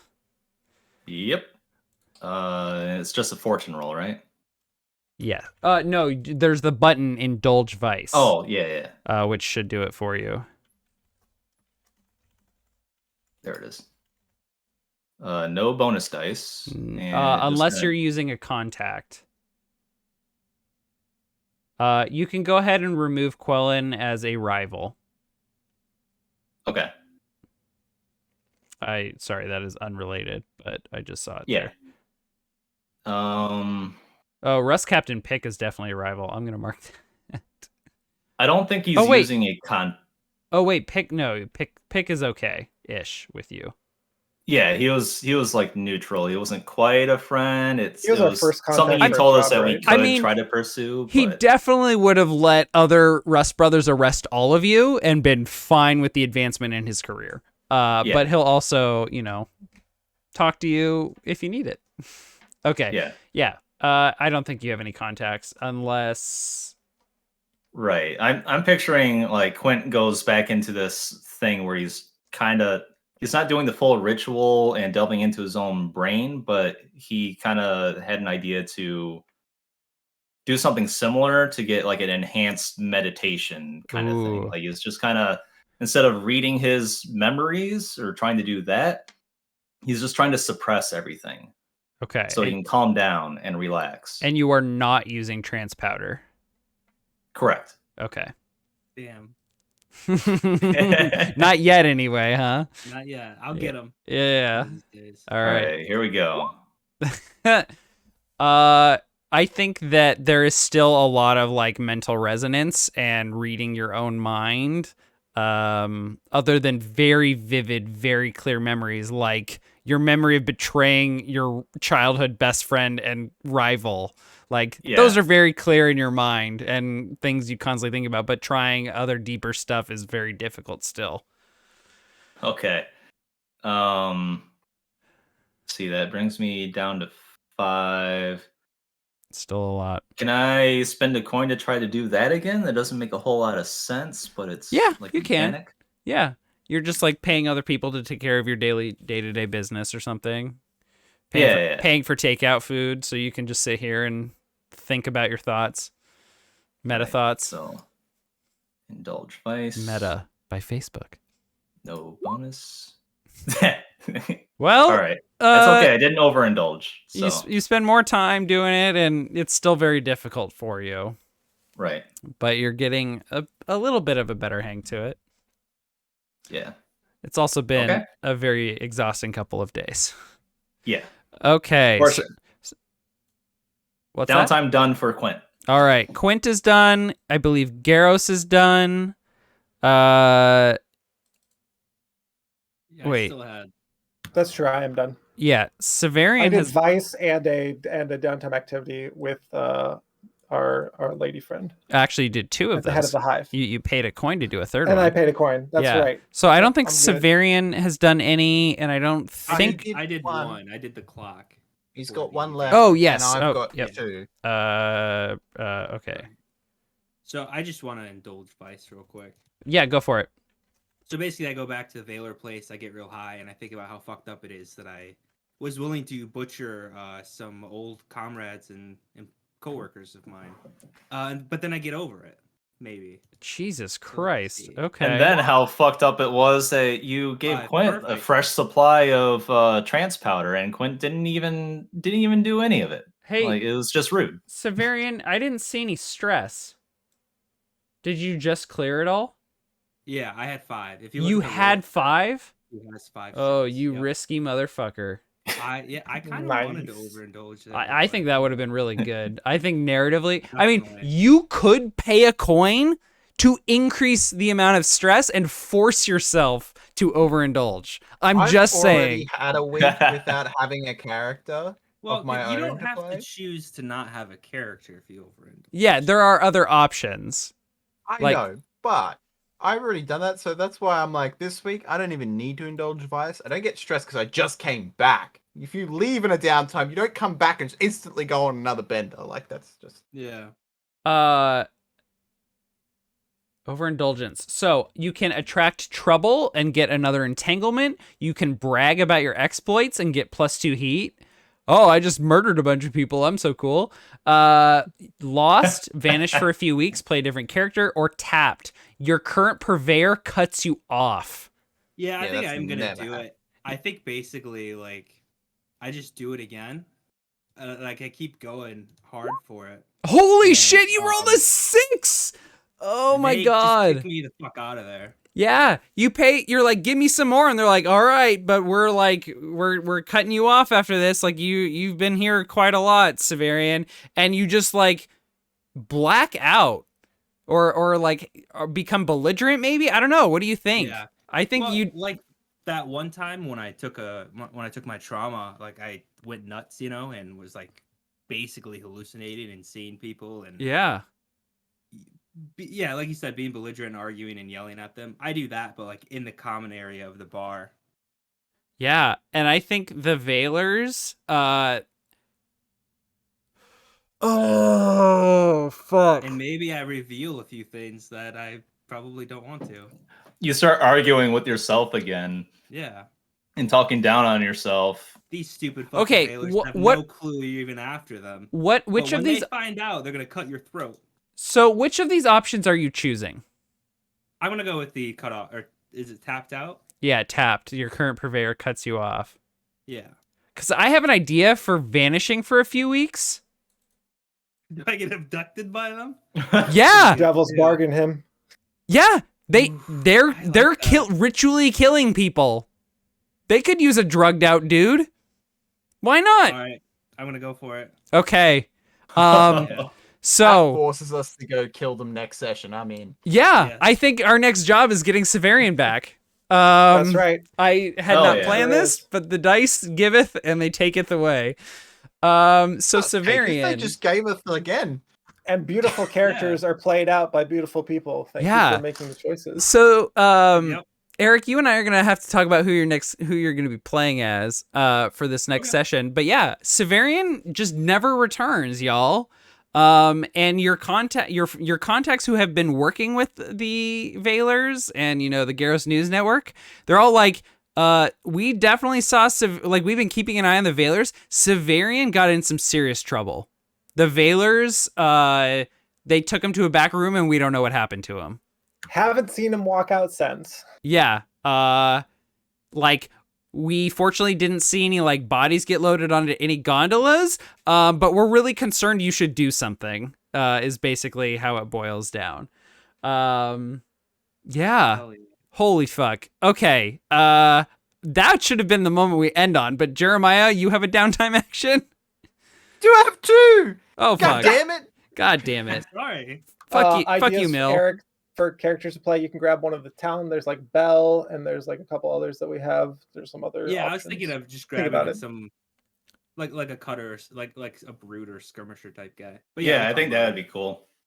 Like we come up with a plan, and the plan requires a little more muscle than what we have with Severian gone. This And could then be one of us, also like I know a guy. This could also just be a cool opportunity to just like deal with the Veilers. I know you all have been talking about dealing with them, and like this makes it way more personal. I love it. Oh yeah. Okay. Jeremiah, your timing is your pacing, your dramatic pacing is awful. What do you got for us? Damn it! I was just going to use my 2 actions to study in insight, which will max me out so I can have another point in tinker. Nice. Because we as a crew get double XP. Yeah. On pretty much So- everything except for personal playbook training. Okay. All right. And then What did I you wanna put the point spend in? Sorry. in tinker. Nice. And then I do need to work on becoming a demon summoner. Really, But really quickly, Mill. Mm, Do you remember when I had you come in to the Song of the Ravenlands and you made a Tinker roll and I just told you have +1 on Tinker? Yeah. Well done. Thank you. Thank you. But the other action, I was going to spend a coin to get another action, and I wanted to. It was a tear up between make something to block the knockoff Oh. demon stars with the parts that I have. Like obviously, I have 2 of them. I can use one to make an object that Garrus can hold or wear or have on him that makes it so it doesn't point at him. Okay. It like causes me to be inert. Okay. So I think this is going to require you to get a schematic, because you need to learn how blocking the signal works. And then you can construct it. Constructing it is going to be easy. You know how to construct this shit. That will be a 4-step clock. That will be so easy. But I think you need to figuring out how what you need to do, what to make to block it is the tricky part. Well, I've got the schematic for the device. I have the OG schematic, right? They have Yes. to base it off of mine. So Right. it's just study further on how to make it not work. We just need to decide how complicated is blocking this thing that you've already made. So let me look at the whoa. Sorry, stream. My computer just decided to send a very loud notification. Bling! Ba-do-doo. Let me look at the downtime actions for crafting. Oh, it's a formula. Let me just look at their formulas here really quick, or gadgets. Sparkcraft. Oh, geez, maybe I haven't really looked at this very clearly. Modifying an item. Adding a feature or additional function to an item is simpler than creating something new. You don't need to invent a special formula or plan, but you're kind of creating something new. Like the functionality, the exact functionality is completely different. Okay.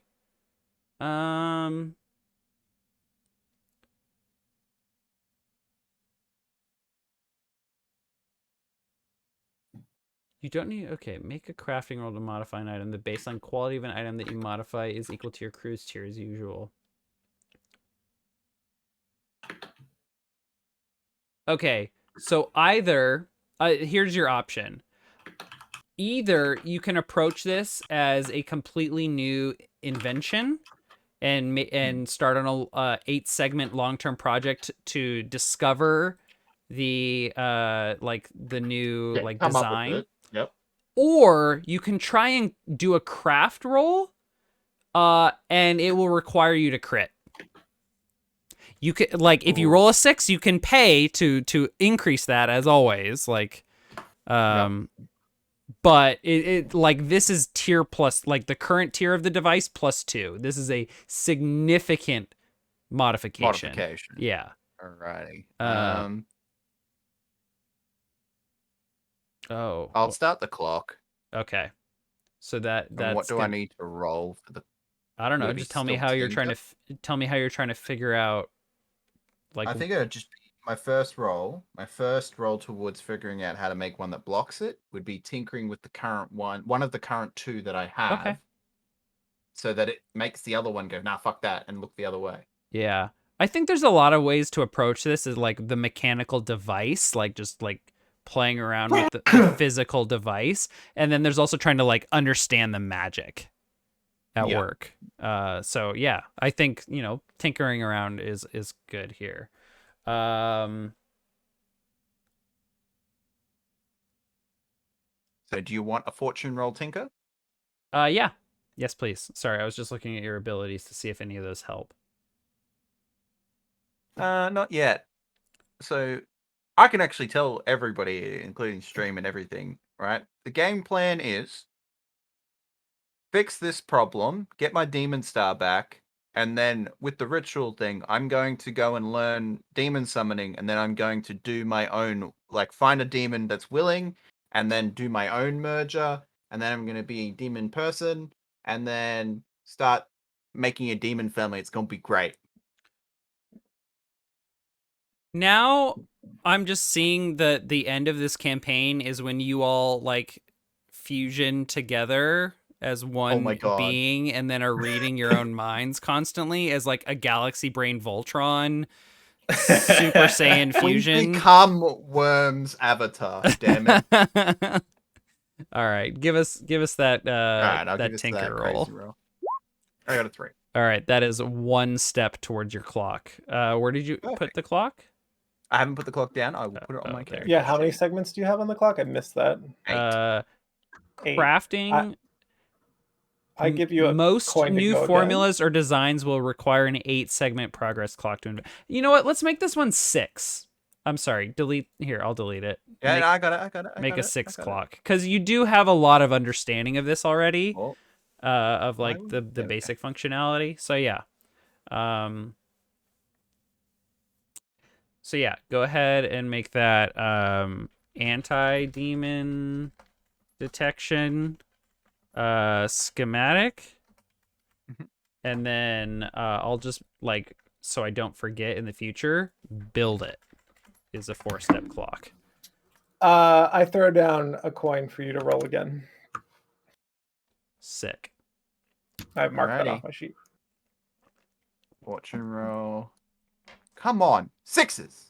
That's a 6. That's three ticks. If you pay a coin, that becomes a crit, and it is 5 segments. I will pay a coin. I'm paying up. Like, I'm funding it. Okay, it is finished. You know how to build it. This is my literal livelihood. So he's like, I want to go outside. Jeremiah's like, I need to go get some drugs and hookers, and you're like, no, I will buy them. I will bring them to you. You don't have to go get them. I got this, and I'm bringing you takeout. Like, I am funding your problems. All right. Okay. The next downtime, I should be able to finish that clock. Yeah. And then you're set. But first, we have to go and get Severian back. Oh my God, this is so fun. And I'm gonna get a big waifu crystal. Oh, I'm so excited. Holy fuck, people are not ready for this episode. Everybody forgets that I have weird and wonderful ideas for that crystal. I don't think any of us have forgotten that you have weird and wonderful ideas, Millman. Yeah, I'm gonna grow me an elven waifu, and it's gonna be great. And then we're gonna merge it with a demon, and then I'm gonna have my elven demon waifu, and then we're gonna have to summon some demons to make demon children, and then I can start a syndicate of making a big, like, mafia-style family. If you have an elven demon waifu, that makes the whole Hadrazillamink Wild Eye introducing you to John's character Wick way weirder because you didn't mention that you had an elf demon wife? Exactly. When he was That's like, why yo, it's I'm married to a demon now. Can you make us some binding shit? And I'm like, yeah, of course, because I've done it before. Welcome to the family. It's just a Tuesday, whatever. Yeah, you know. You don't tell Alrighty. them that you've done it before. Oh my god. Okay, so I know that we have availability over the next 2 Fridays, per our doodle poll. I need to double check with Patty my actual availability to make sure I am still available for those. I need to check real quick because Chelsea comes.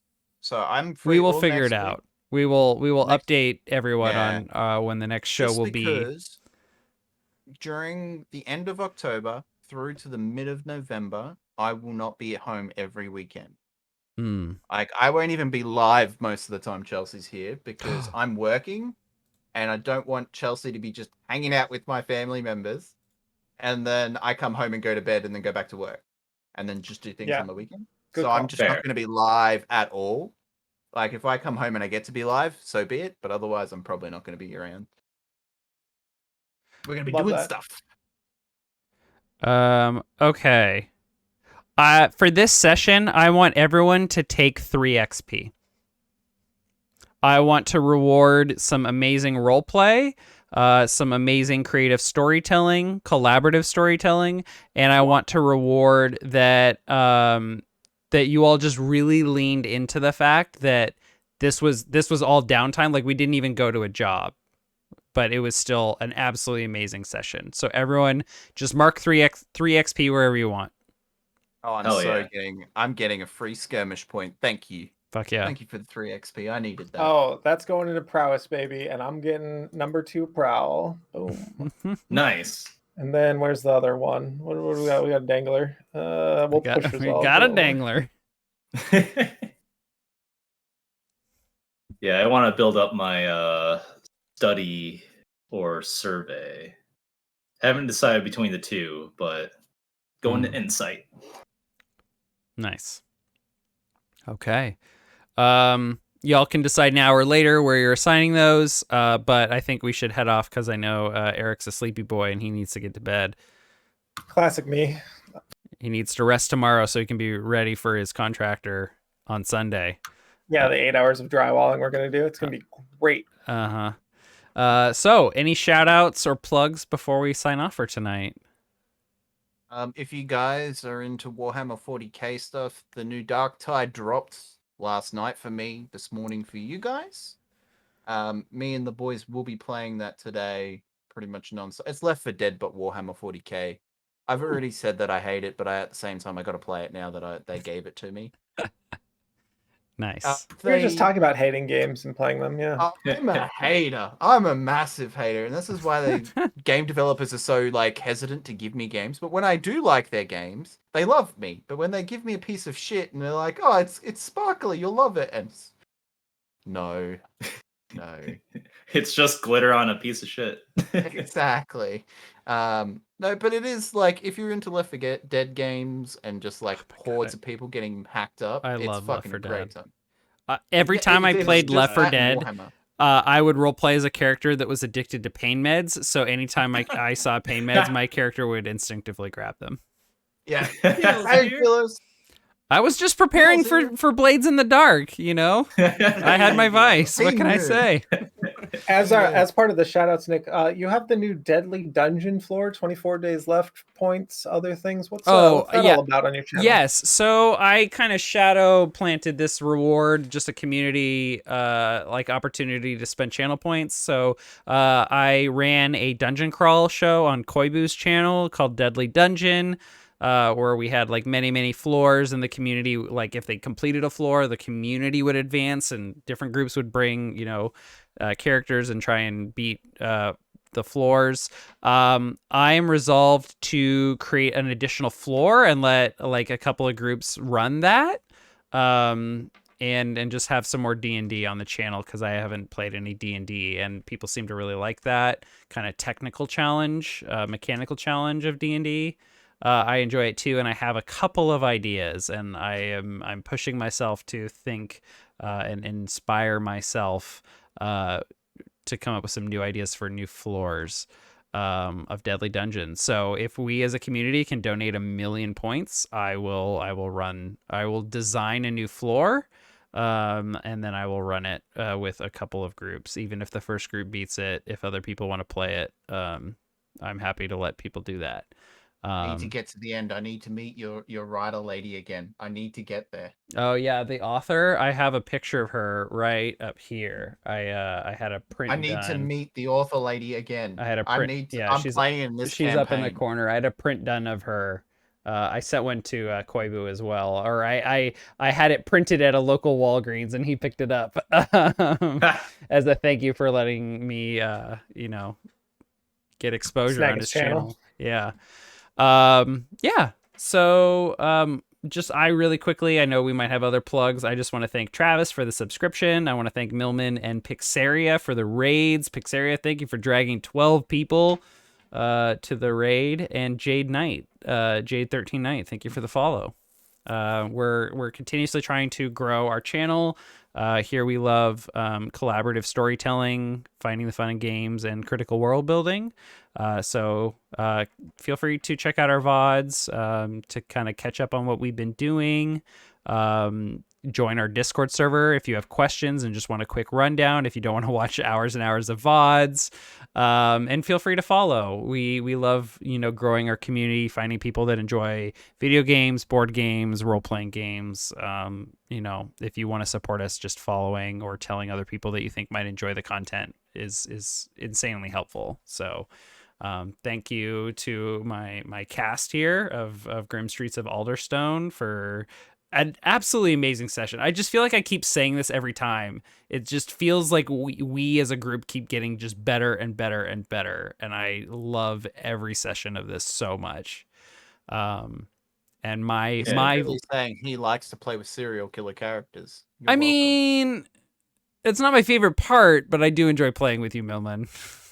I know. I always have fun playing these wild shit.